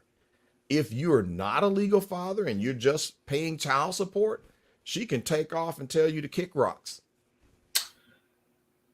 I guess I'm going to be a little more negative because I actually were dealing with a guy here locally. I just found out about his story last night. I mean, the legal aspect of it, yeah. If you have a parenting plan, you've established paternity. It seems like you weren't married. So what they're going to say in the best interest of the child is give you these 5 points. And basically, is it in the best interest of the child as long as it's skewed in their favor? Is that new family financially able to take care of them? Only if it's on the mom's side, not the dad's side. Are they moving close to family? There's a few things that look at, and I'm assuming most states are the same when they look at those 5 factors and do that. Facts of the matter are, she'll move tomorrow. Doesn't matter what's in place, and the judge will then retroactively sign off on it. I hate to be the bad guy here, but that's what happens all the time. Jeff Younger's case is a great example. That down here in Texas, that has we have joint legal and physical with some parent time plus all the holidays. All my family's in my area. We live 10 minutes apart. That's going to sound. I mean, that's going to look good on your side. The facts of the matter are, and again, everyone's free to disagree with me. I just like dealing in reality. Is that you're going to get a notice one day that she's already moved. You're going to take it to court, file an emergency injunction, and the judge will probably sign off that it's in the best interest of the child and move on. And I hate to be that guy, but that's where we're at. Well, I know some of the states got something that you have to be moving to better yourself for like a better job or something like that, right? Right. Yeah. It's Yeah. But a lot of that has to do with what did you put in your orders before? Because you could address the move away scenario when you pursued your joint legal, joint physical custody, and that neither parent shall move the child out of the jurisdiction of the court without a hearing. And most of us don't know to do that. Most of us are not, which is why I said you gotta look, but you can learn this if you were consulting with your experienced family law paralegal. You could do this in a consultation discussion with other people. Look, with an attorney that's been vetted by other people. I don't recommend just running through the phone book or running through the onto the YouTube ads and all this stuff and just selecting somebody just because they got the greatest looking commercial. But they got good reviews on Avvo. I don't take that. I don't take that as, listen, multiple data points. If it were me, I would be saying, listen, do they have clients that I can speak with who said that knowing what they know today from working with them, they would hire them again? Right.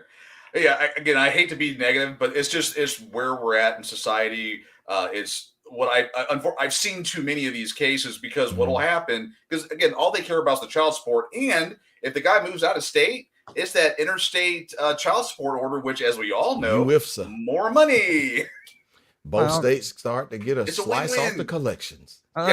And you guys won't know about this until very last minute. You know, like I said, I went through this. I got legitimized, but I never had any custody of my child. I had a right to pay child support, and I found out the day before that Yeah. about She to says, move. I'm moving across country. And I Yeah. said, you can't do that. That was my emotion. Like, you can't Yeah. take my child away from me. Right. And then she wrote back, oh, yes, I can. And she was right. And she was right. But Yeah. she already knew what she could and couldn't do, did it to me last minute, and then Mhm. took off. She Yep. came with her head tucked between her tails about a year after that, coming back because that relationship didn't work. The But other me as guy a dumped father, her. me and the father, I mean, me as the father, I had no rights, guys. I had no rights, and that sucks because you might be a dad that wants to do the right thing. You might even be paying child support for that kid, but they're going to move away. They don't care nothing about your time, and the law will protect it if you don't do the right thing. And this Yeah. is another And- way that dads are attacked in the Yes. culture. Yeah. And when I Because say do the he's right not thing, valued. you He's shouldn't not have to valued. do that. And it shouldn't be. You shouldn't have to do that. I'm not saying it's the right thing because you should have to do that. I'm saying the right thing that the courts are going to do to try to give you some protection, which is a lot of times very little. Okay, Slim to we none. understand that. It's Slim very to slim, none. slim to none, man. And I was one of the suckers that I went through it and learned about it later. So I can tell Mhm. you what these gentlemen are telling you is true. But it has a lot to do with how much do we know? We haven't been taught about how the family court works in high school. We didn't learn about it in college unless you went to school to become an attorney and specialize in family law. Other than that, well, look, if says can't move over 100 miles, I would be going in now. He I says thought he, I think you got I it. would be man. seeking an emergency injunction, which means you Absolutely. can take some extraordinary steps, my man. But I was going to raise. the Yeah. clock's Yeah, ticking. you're good. Look, Yeah, get on it. but he's good if he takes action. If it were me and he's already got If the U-Haul's been rented, you're in trouble. yeah, but that emergency injunction though has what we call bring back capability. Cause the state that issued that order and he's got a move away clause in it, that court maintains continuing jurisdiction on this case unless that court yields that jurisdiction to another state.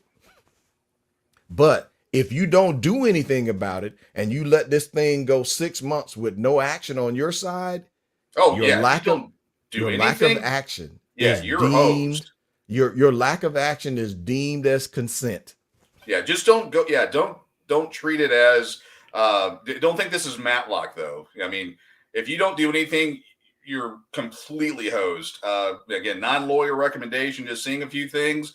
File an emergency injunction and light the fires under this thing. Cause all kinds of smoke, and you may have a chance. Make this the worst decision you could possibly make, but don't be shocked. Don't believe the attorneys that are going to say for a 10,000 retainer, we'll get your kid back. Yeah. That doesn't work. That's why I'm saying is you need to be talking to somebody who's been vetted, who has clients, they have help. If they got clients, listen, if I was a practicing law attorney and I had clients, I had successfully thwarted move away situations, gotten kids back, you better believe I would have references you could talk to. Yeah, I would say for something that's this late in the game, find out the judge that would have this one, find out who's contributed the most to their reelection campaign and hire them. Ah, man, I hate I know. it. I feel bad for Ben. I mean, that's the worst advice for the movement and getting this thing done. But for Ben specifically in this situation, well, he's got some options he can explore. Yeah, but I know everyone hates me for that one. Look, what we're all saying though, it is patently unfair on its face. It shouldn't have to be this difficult, and he should be able by assistance of a deputy or a sheriff enforce that judge's order. Right? Oh, there we go. Good job, Ben. Congratulations, Ben. We applaud you, man, on taking action, brother. That's what we're talking about, brother. That's what we're talking about. And look, that proves the power of Dad Talk. By him being here listening, he may have set himself up for the best possible chance of success rather than just be mad and just say this sucks and do nothing. Yeah. That's it, man. Man up. I appreciate you writing in, Ben, and keep us updated on how that situation goes. I had some voicemails, I think, that spilled over from Go ahead. yesterday, and these guys, they want to be heard. So we might not have been able to get to it on yesterday's show, but I've got some other voicemails that are plugged in here too. So we're going to get to them. Keep them coming, guys. Tomorrow's subject, I'm opening up the phone lines for right now, and I guarantee you, this one might outdo child support. When mom counterparents everything a dad does, if you tell the child that this is the rules or this is what you want them to do, and mom goes and says, you don't have to listen to anything that dad says, and you can do what you want. How many of you have been through that? If What's you your have, voicemail give us some capacity? examples. 762-441-0281. We're going to get to some of our calls right now. Hey, I'm from Long Island, New York. So I've been married for 21 years, been with my wife for 27 years. Last March, we decided to redo our house.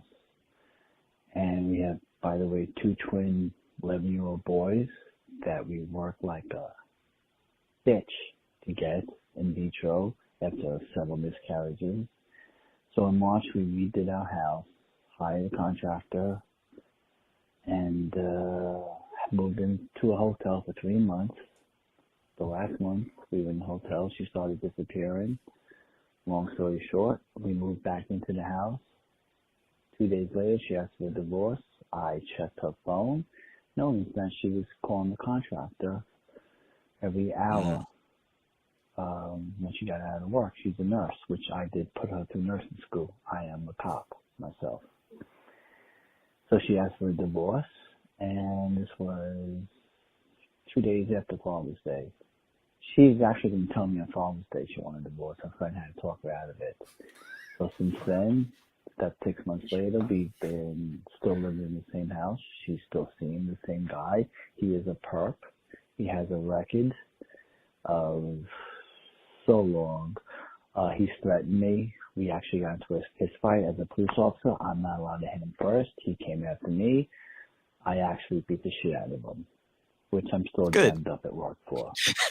Hold up. Can I pause that 6 for a months later, second? Yes. He beat that ass. I'm not promoting that. We just wanted to. Okay, let me keep we're going. now heading to court in about 3 weeks. She's disappeared on the kids. My 11-year-old boys don't expect her to be here. Change the locks. She spends more time with him than she does with her own kids. And that's it. So, yeah. I was with her for 27 years, married for 21. Never said no to her. Let her do whatever she wanted. And, yeah. So she's now with this guy, and that's it. So, and by the way, thanks for your website. I love it. It helps a lot, all those memes. Have a good day. Bye-bye. So I want you guys to think about that. That was a cop Look at that. that's coming to dad talk, Yeah. right? And that's a lot of us that are Wow. going to the cops. Yep. So I'm telling you, brother, now that you got some personal experience in that arena, you got a strong voice. Okay. Mhm. And I didn't pause that to celebrate that he whipped that ass. Okay. I think there's a lot of us when we go through those situations, somebody was messing around with their Self-defense. ex-spouse, right? You know, you have some of those thoughts. You get angry. You want to go show him who you are. But this guy came and messed with him and he handled it. So that's why we was cheering, because he's Exactly. already dealing with a situation that he shouldn't have to deal with. The last thing he needs is this guy coming to rub salt in the wounds and doing this. I mean, but here it is. He said what? They was married 27 years, I want to say. Yeah.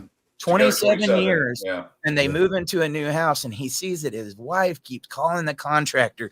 She Mhm. was calling the contractor of the house. Now, how many times do you think she was over there picking out decorations or saying Mhm. what needed to be done with the house, that there was some other funny business going on, fellas? This is Yeah. Open up crazy. the man. basement. Yeah. Yeah. It's yeah. I mean, and that happens a lot. I mean, like Facebook was horrible for relationships. Social Uh, media. Oh, social yes. media, these situations. And again, you know, she was probably bored. She'd been in the marriage for Mhm. 20 some odd years. It was bored, or it was boring. She wanted to get those feels back, and this was new The and exciting. tingles. Some The some tingles. Chad, contractor guy, Mhm. probably married as well. Who knows? Mhm. Doing the whole thing. I mean, personally, I'd like kick rocks, change the locks, and move on about your life. That's Well, just you me. ever heard these term of constructive eviction and stuff like that? That could actually be used against him in court on a couple of fronts. I encourage people find out what are the laws relative for you and go. In his case, I would be going for spousal abandonment because then he could use the law on his side. Yeah, file, yeah.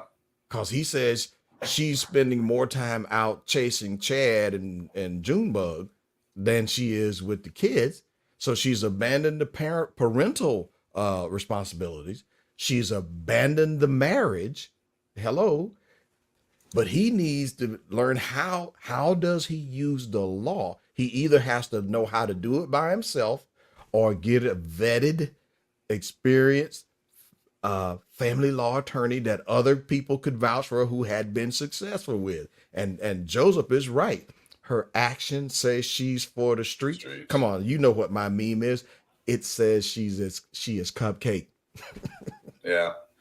I mean, well, sorry, I wanted to ask because I don't know this, and this may be important. Is there any legal angle that this guy could go through, that the fact that she was having this affair with this gentleman that is now attacking him and is becoming a physical danger because of her choice? He needs legal advice. Yeah. Which none of us here can give him. And give. All right. Exactly. And he also depends on in his state, whether or not his state is a no-fault divorce or a fault divorce. Because if he's in a fault divorce state, dude, you holding the keys to the kingdom right now, in addition to spousal abandonment. But look, he has to take action, though. It's one thing to see the injustice, and it's one thing to see this unfaithful spouse, low life, acting like Trixie. All right, no offense to you, my brother, but I think you're acting like an honorable husband who is committed to the family, and her action says she's not committed to anything but how can she get some more tingles, okay? Because that's what Trixie does. That's what Cupcake does. And by the way, Trixie is Cupcake. All right. But how are cops treated, though, in the family court system? I mean, down here in Texas, they ain't treated too good. Well, if he doesn't take he needs to take action. I think it's filed for divorce, though. He said they're going to court in like a month. Yeah, but he also needs to make sure he minimizes his contact with her because as a get cameras.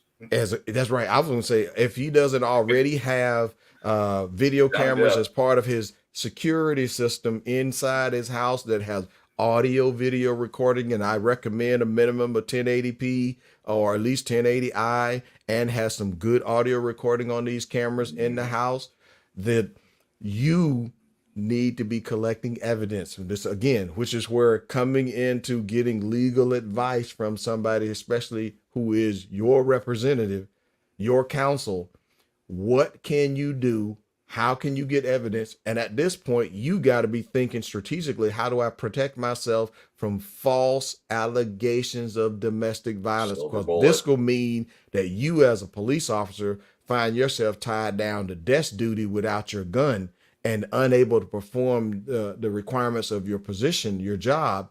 And you could literally be, restricted to some sort of administrative duty and unable to literally be able to work till the thing gets sorted out. And you could be fighting a criminal charge at the same time you're dealing with this family law issue if you don't take proactive action. Think about that, though, man, how dads are attacked in culture. Many of us, when we get attacked, will want to call the cops. What are the cops doing? They're coming to dad talk.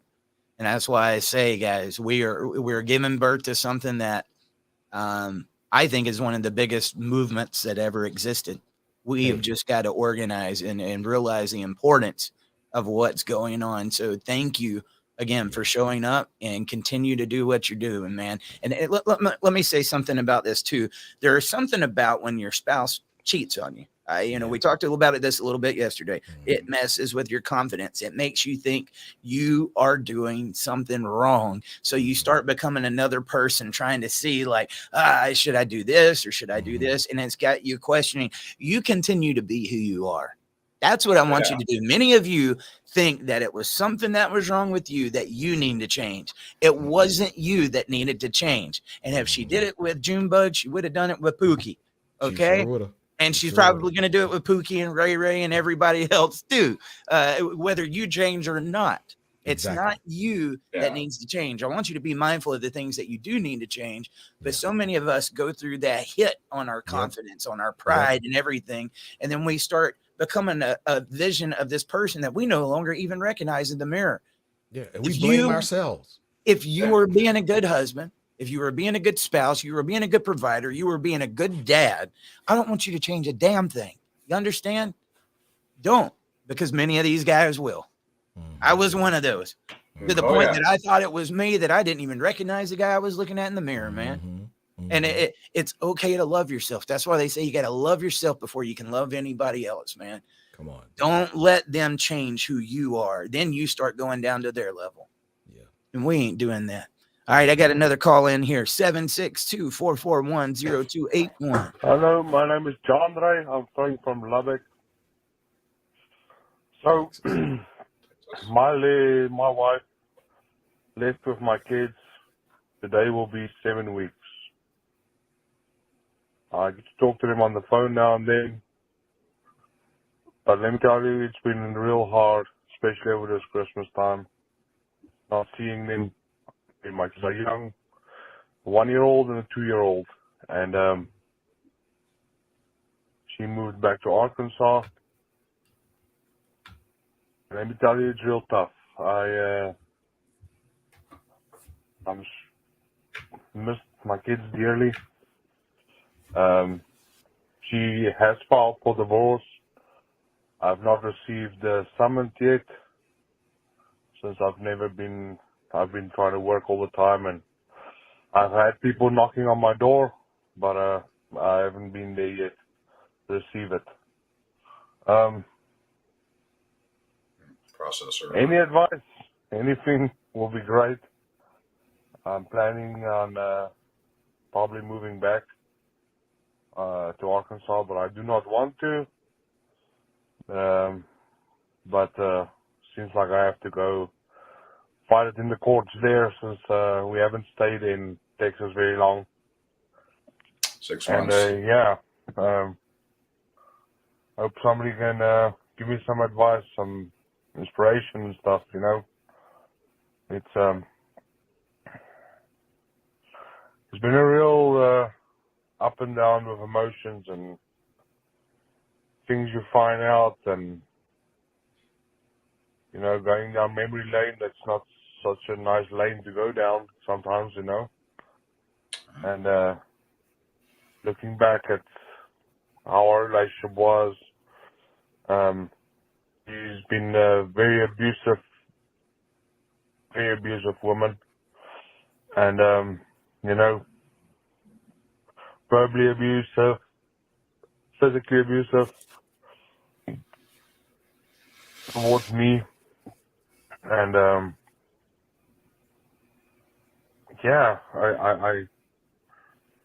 sitting here and thinking that she's trying to set me up as me being the bad guy, and me being, because she's always saying, I'm scared of you. But in hindsight, Okay. I never showed her anything that she Yeah, this should be guy's scared broken. of me. I just started watching the show today on the podcast and stuff, and I thought, hello, my name is John Ray. I'm calling from London. Oh, and it started over. Man, one thing I'd like to say to this guy, I ain't the one to give you legal advice. I'm just going to talk to you as one of your brothers. And I don't know, it sounds like you might be a new viewer, and this is going down at Christmas time. I just gave a little bit of my story at Christmas time. That was my story 15 or almost 18 years ago now. Tough times don't last, but tough people do. Okay. And I know this is very hard for you. But don't allow it to break you.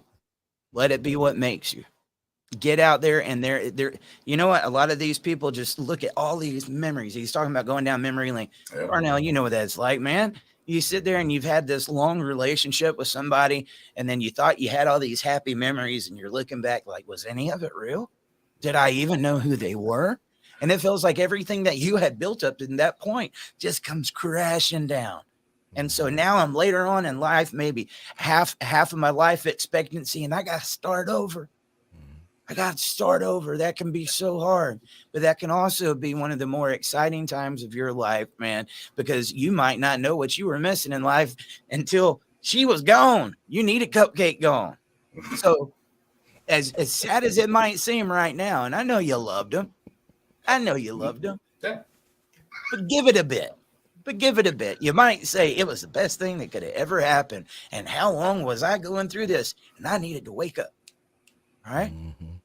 You guys got some advice for this gentleman right here? You could definitely hear the pain in his voice. Yes, I mean the guy's broken. I feel for you, man. I mean, I was you. Yeah. You know, lifetime built. You had this idea in your head, the picket fence. You wanted to create all this, and then she's destroyed it. And I will tell you, there was a light at the end of the tunnel, and it's not a train coming at you. I mean, it does get better. You're going to go through a lot of stuff and a lot more stuff, but you know, you got to get to that right place and you know, stay. Again, Dad Talk Today has a free help forum that you can go to, talk to other parents that are going through this, both sides, and you know, get your story out there, talk to people. I'll tell you right now, dude, you're broken. And I've been there. We've all been there. Yeah. So this is where you pull yourself up by the bootstraps and you dig in, and it's going to be a crazy ride. I'm going to tell you that right now. It's going to be ups, downs, more downs and ups, but you're going to get through it and you're going to come out better on your side. Here's 3 guys right here that have done it. I went through it at Christmas time. You went through it at Christmas time. You, man. Telling you, my daughter was 1 year old. Yeah. 1 year old. I was 20 years old with her on my chest screaming for mom because we were going through a divorce at Christmas. And if you would have told that guy back then, dude, you should have seen me. I was a broken mess. And like I said, I shared that story about a week ago. And I said, you know what? It's weird. I don't usually share my story, but I think this is for somebody out there. Yeah. Go listen. Because you would have never told me I'd be doing what I'm doing now. And now if I look back on it, I should have learned my lesson because I went back to that person. Let me tell you something. Don't be that guy. Because after Cupcake finds out the grass isn't greener on the other side, she wants to come back to the lawn that she left. Yep. You need to have respect for yourself, start treating yourself good, and say, okay, I'm starting this new chapter without you. That doesn't mean I'm starting without my kids. You said, I would think he said, was it 1 and 2 year old? 1 and 2. That he's got. You are their dad. Make them your priority right now and take time. My advice is for you. A lot of times when we go through this broken mess, we don't want to take the time to heal from it because it hurts so bad. So what do? We go and find another cupcake. Okay. A lot of these guys are going to just pick up the next cupcake because I got to get in a relationship because I need to feel wanted. I feel invalidated. I feel like as a nobody. So I need somebody else to come in here and tell me I look good or to do this to make me feel good about myself so I can get throughout my day. And what happens? She might be a worse cupcake than the last. Heal yourself. Don't jump back into another relationship. Give yourself a good 2 or 3 years. Get in the gym. Take care of yourself. Work on your money. Work on your kids and just work on being happy, man. Yeah. Work on being happy because it sounds like if this was going down, you might have thought you was happy, but you don't know real happiness yet. Yeah. So don't go pick up another cupcake. I didn't want to, jump in though. Again, not an attorney, but just done this a bit, so I know a few things. He's in Lubbock, Texas, and the wife has moved to Arkansas. Sounded like it wasn't a long time. So in Texas, I believe it's 6 months to establish residency. What I would recommend doing unofficially is I would, again, talk to competent legal counsel. Look, there's a wealth of information out there. Get an attorney to at least consult with, learn how the laws work. Texas ain't the best. Arkansas ain't much better. I'm just going to tell you that right now. But I would probably recommend filing in Texas so that forces her to come back. And file for abandonment. If it's been a couple months, file for abandonment. Spousal abandonment. Yeah, they're going to tell you not to because, again, if you go no-fault divorce, then they can nail you for child support out of the gate. You lose so much by doing that. But you can show abandonment, and I think the abandonment period, is a year. So that there's Texas is interesting. That you want to check out the laws, talk to a competent paralegal or someone that can advise you. But if sit down, look at your specific situation, get some other guys and girls involved, get paralegal, family law and paralegal. Family law paralegal, and look at filing here under abandonment. Pull her back, and basically in chess, you gotta play chess, not checkers. You gotta set those things up. But I would really look at doing that and doing something now. Don't wait, because she's gonna establish residency in Arkansas, and then you're gonna be going over there. Those kids will never leave Arkansas. There's a sliver in Texas. You got a shot. In Arkansas, it's a done deal. And I know, Eric, well, I know Carnell's got something to add to it, and he's probably going to have a really good answer for this, but I want to speak as the one that was duped and went through this before Carnell speaks on it. A lot of times what we do in the brokenness, and I can hear your brokenness because I've been that broken man. Real recognizes real, man. And those are real emotions that you got right now. In that time when we find out all this stuff is going on and we're broken and we can barely get throughout our day, we're not taking care of ourselves, we're not sleeping, we're worrying all the time. That's when a lot of us, when we hear this situation is going, we run to an attorney. I need to tell you what's going on because you're going to protect me. Lots of people do that. Carnell has talked about all week finding a paralegal to help you get educated, because the last thing you want to do in the middle of your brokenness, when you can barely focus, is to go find an attorney that's going to start charging you that amount. Get out there and educate yourself and make sure you're good up here before you go inside of that courtroom. Many of us want to rush. We think if we filed now, the court's here that she left for Junebug or whoever, that they're going to listen to me. And that's not always the case, man. And so I know you got more to add to it, Carnell, but don't go in your brokenness and run to an attorney. They're waiting. They're waiting for you, dude. They are not your counselor. If you need somewhere to vent, that's what the Dad Talk Today support group's for. That's why we're listening to your voicemail right now, and it didn't cost you a dime. I want you to think about that. And you're going to hear from more people that's been through this than you're ever going to hear from. That attorney will tell you everything you want to hear. If you go to the wrong one, you are nothing but billable hours. And in the middle of your brokenness, you will get even more broken. You'll get broken financially. You've already been broken mentally. Now let's break you financially. They are not always there to help. So anyway, Carnell, add in there. Sure, I know you got something to it. Yeah, I want to chime in and echoing what Eric and Dwayne have said.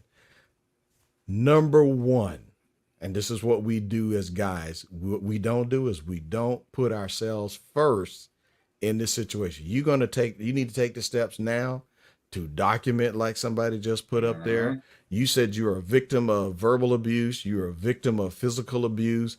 Are there any witnesses that you can count on who will make a statement under oath and sign an affidavit? So first, you got to do the things necessary to take care of your emotional, your mental, and your physical health. This is not the time to go off the deep end and go into drugs and alcohol.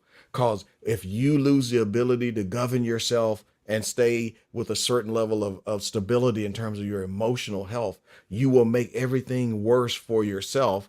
And then during those kind of situations, you may act out and do something and lash out, because while you might be justified in lashing out, it can and will be used against you. So after you're doing those things to take care of yourself, I'm going to say get educated. Dad Talk community, the Dad Talk support group. Ask your questions here about what would you, if you got somebody in the group, ask them, who here has successfully navigated and gotten through this thing? What were the steps that you took to get the victory? Part of learning how to have some level of success, if you haven't ever done something, is finding out who has done it before. And then, can I learn from them? And can I duplicate their steps? If there's somebody who in the community is a successful pro per litigant, and they've represented themselves through the whole process, they know some stuff, brother.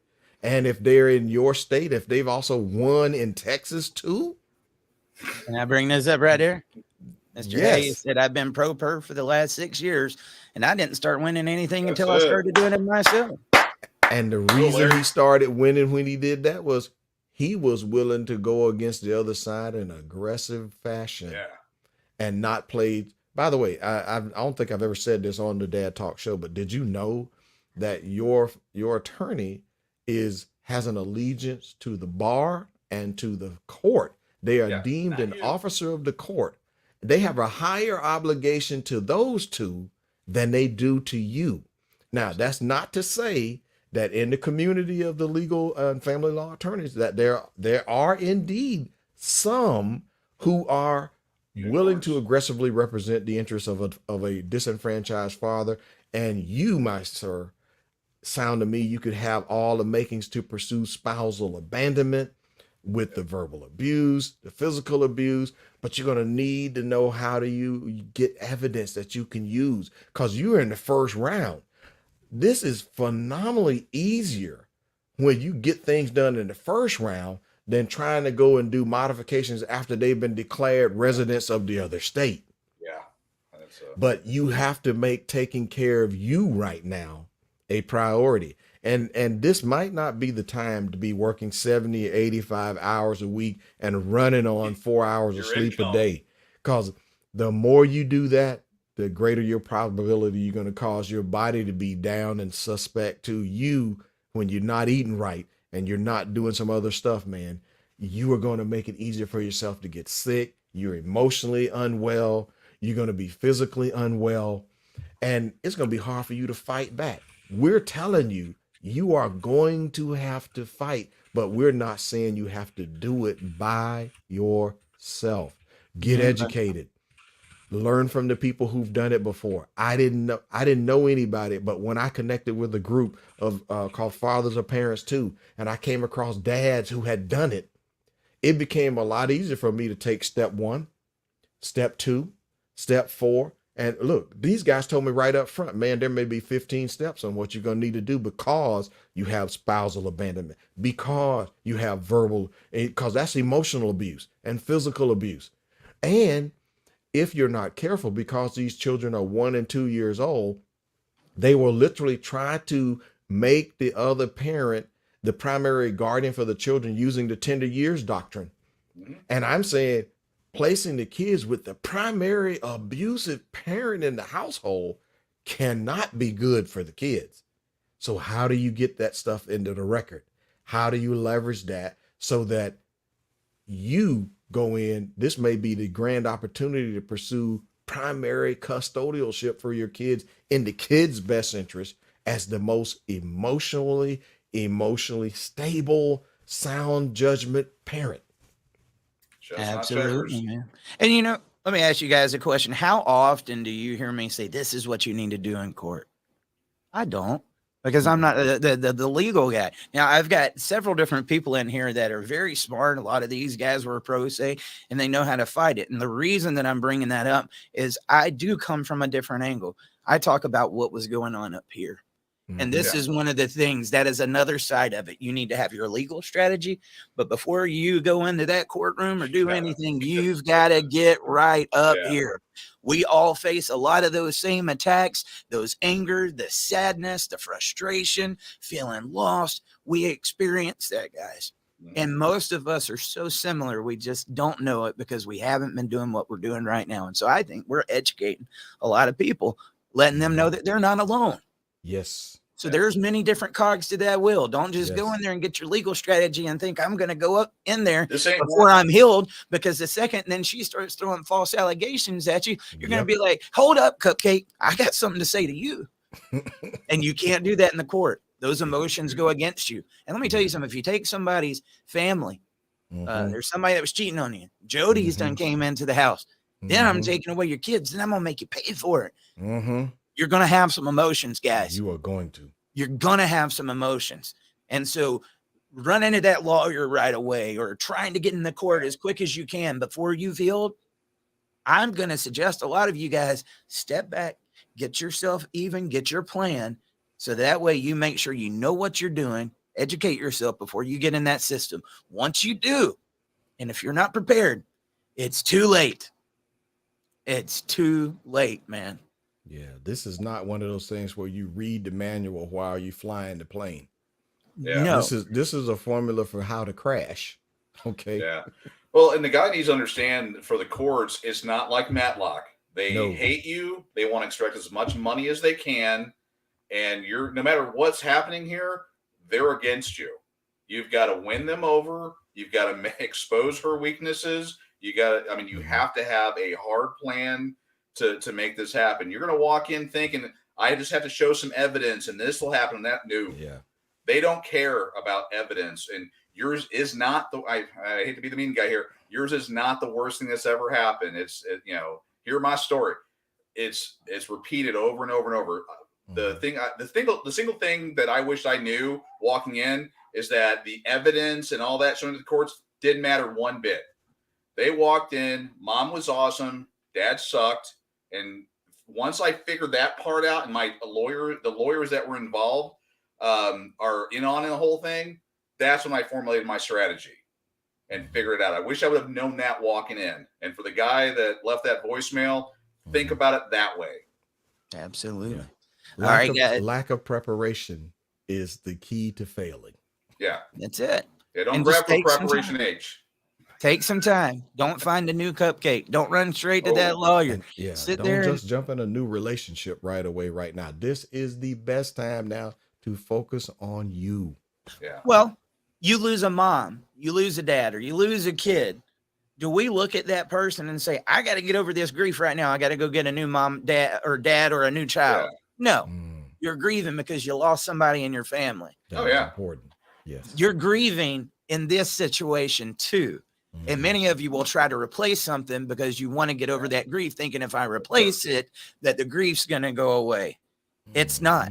It wouldn't work if you lost one of your family members, and to death. It's not going to work here. Take some time.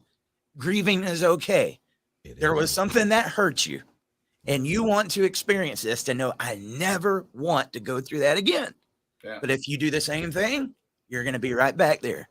If you do something different, I can keep myself from going through this again. And next time I'll be much more prepared. So there is some lessons that we can learn from this, guys. You can come out of this. If you take this right here, the red pill. If you take that right there, it will tell you everything you need to know. Too many of you took the blue pill because you didn't know about the red pill. Yeah, I say cough up and cough that blue pill out. Get it out. Get it out. And the Dad Talk community can help you with how to become red pilled. That's it. Definitely. 762-441-0281, guys. We're going to get one more in here. One more. Hi, Eric. My name is Richard. I'm calling from Florida. I have an issue that really needs to be brought to your attention so that awareness can be spread to the community. Silver bullet victim for the last 6 years. Have not seen my 4 children in the same room for 6 years. I have gone through literal hell and excruciating torture with all of the trauma that has caused me CPTSD. In my latest attempt to actually appear for the preparations for a trial hearing to hear evidence that proves that I have been railroaded in court, my judge in McLean County, Illinois court actually denied me access into Zoom to appear with that evidence. That means, Eric, that I'm a person who's not even let into a court hearing, illegally kept out of the Zoom hearing when she saw that I was in the lobby waiting to come in for the hearing. So just know that some of us aren't even let into our court hearings when we have the evidence. This is so egregious, I cannot get the media to cover it. I cannot get anybody to recognize that this is a blatant violation of my fundamental rights. I can't even get into a court hearing. The next time that I actually made a motion and requested a new hearing, I haven't been called back in 2 weeks. The clerk won't even call to set a hearing date because they know my name and they know I've got all the evidence that's going to blow up all the crimes of racketeering and corruption in this circuit court. Please make sure my story is heard so that other men know that when they're headed into family court, this is what they're going to face at some point.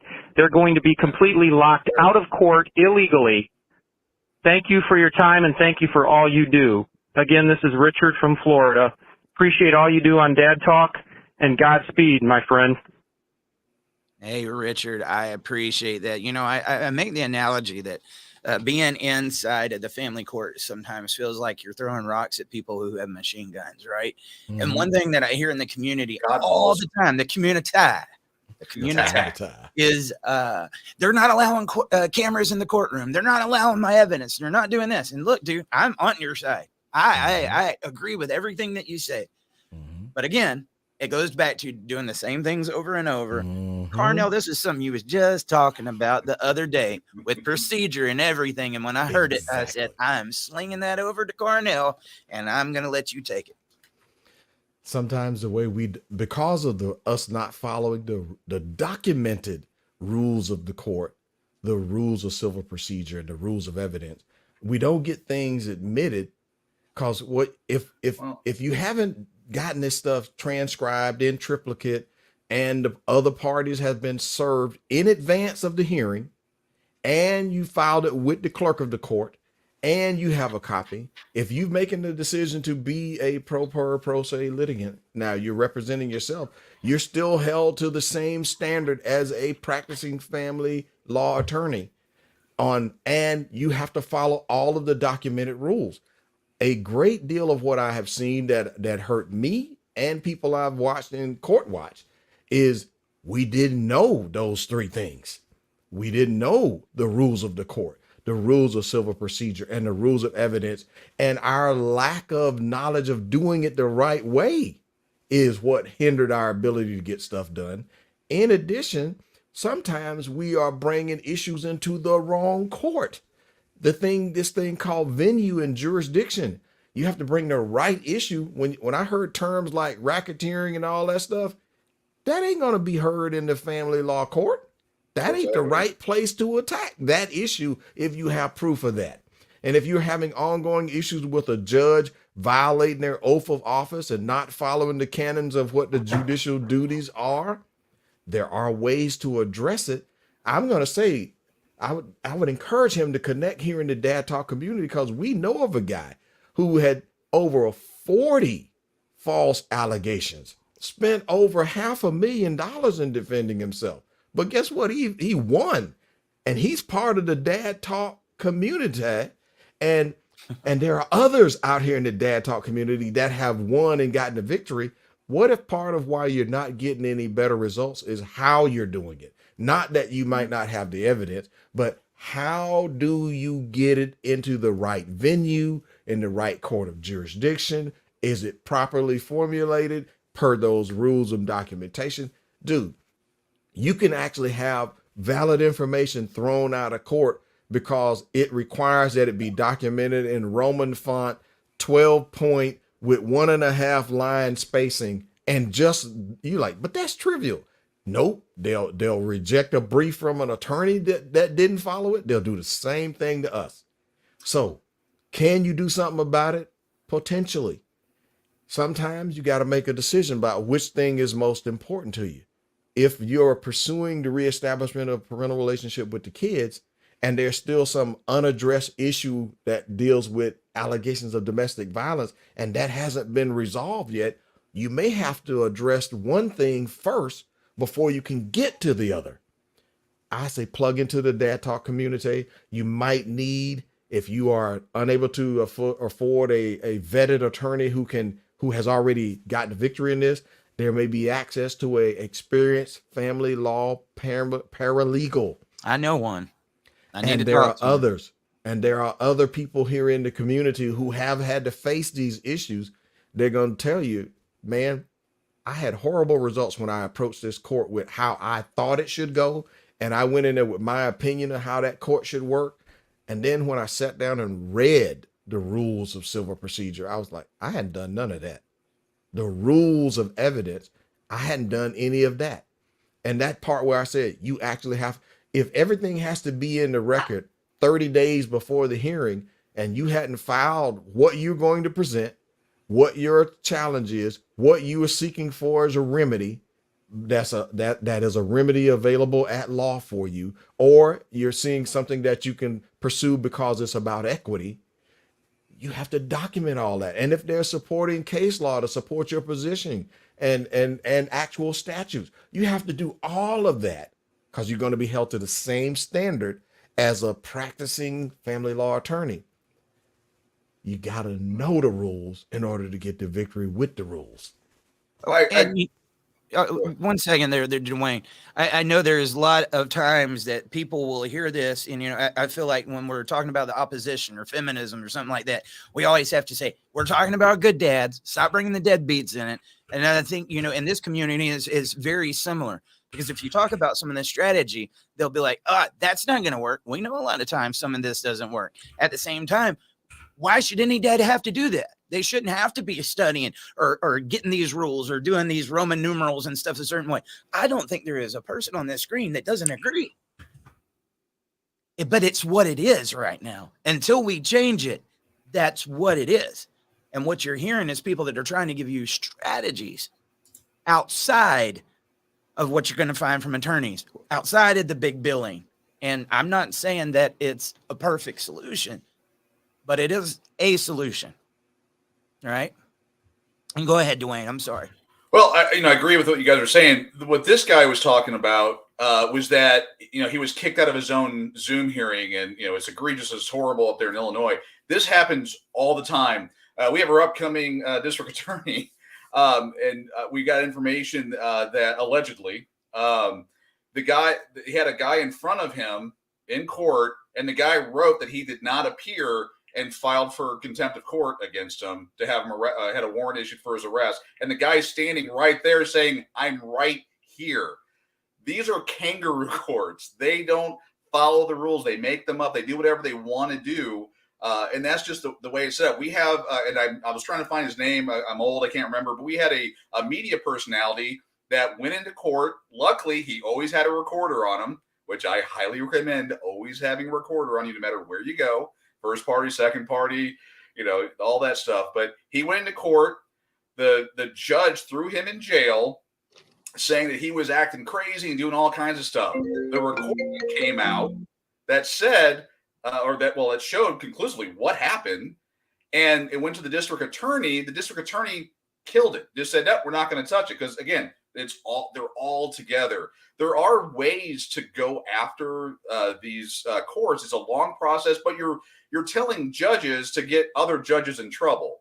There's an appeals process. There's all that. Actually, on the pissedoffparent.com website, there is, and I got to move all my stuff over to Dad Talk today because I hate even talking about my stuff because of all, your stuff is out there and it's all great, but it talks about and shows you links and ways you can file that at the judiciary level to get these judges held accountable.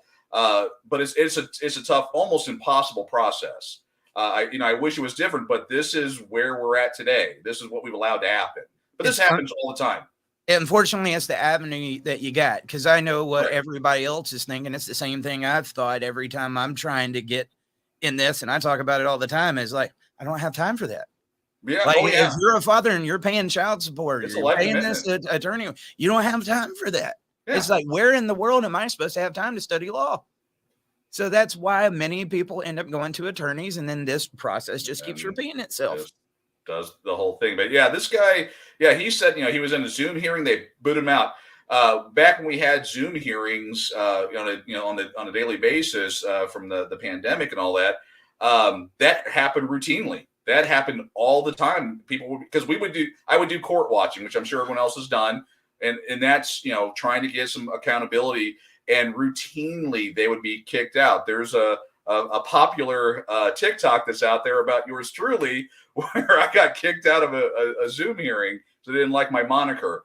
But it's one of those things. But they routinely do. Again, it's a kangaroo court. It's courts of equity, which basically means we have these rules, but if we don't like them, we can throw them out. It's always judge's discretion and all that. You've got to, chess, not checkers. You've got to figure out a way to understand the laws or the rules aren't going to apply to you positively anyway, and work through the system to get an outcome. And it's hard.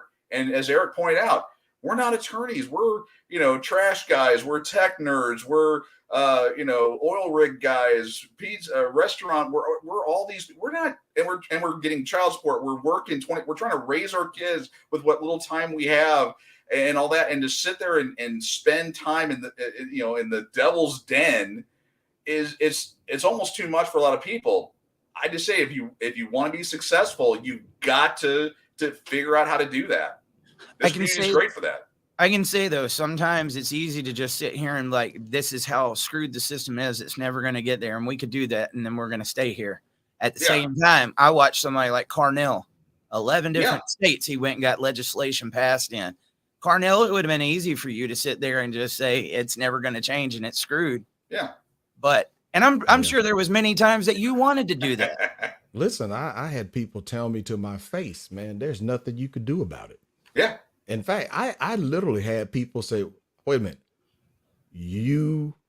Judge Wheeler is on your case? It's like, oh man, I'm gonna pray for you.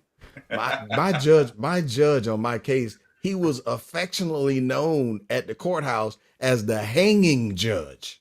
Mm-hmm. And that same judge at the signing of the paternity fraud legislation came to the Capitol where I had invited the television crews. And that judge apologized to me for his ruling and said that he was wrong and that he was glad that the law has changed. And he stuck his hand out to shake my hand, and I shook his hand and accepted his apology.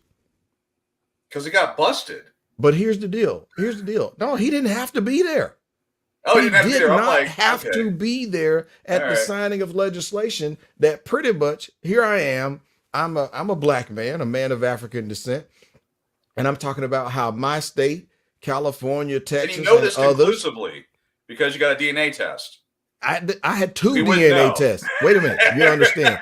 I had two DNA tests. Two. Yep. And the judge said that it was my fault that I didn't find out sooner and kicked me out of court, left all of the orders in place, and I was on my way to losing probably another $300,000. Oh. And there's no way in clear conscience that I could say I would agree to that. I would ever accept that. But after we got the law changed, that same judge came to the Capitol and my lawyers were there and they said, listen, Judge Wheeler, he would like a word with you. And understand, now I didn't taken my case to the United States Supreme Court and demonstrating there's over 1.1 million boys and men that we know about have test results showing 0%. And we can't say that they all had gotten off, that they had won their cases, which is a problem. This judge, he says, I want you to know that I'm glad that the law has changed and I was wrong in my decision. Wow. And he apologized. It takes a heck of a man. Yeah. It takes a heck of a man to see that when they told me there was nothing I could do about it, I walk out of that court. Now my attitude was, we'll see about that.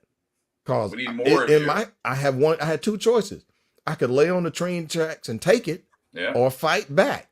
Cause over the time that I've publicized this issue, there are people who are in worse shape than me, like guys who can't even pay for their health insurance and have had heart attacks.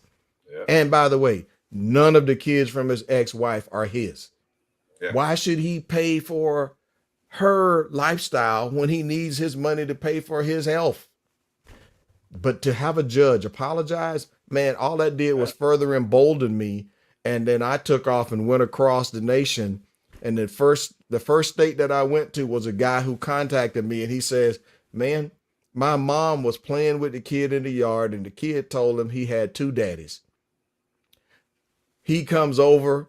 The kid says it again. The mom has already introduced the kid to his biological father, and she's collecting child support from the guy on the court order and her boyfriend. That led to this guy getting the DNA test. And I told him, I says, well, the only way you're going to be able to get something done about this is you got to change the law. Yeah. Which is what my attorney told me, by the way. He says, sometimes the law is wrong. He says, man, when I told you that, he said, I never expected that you would tackle going about changing the law, man.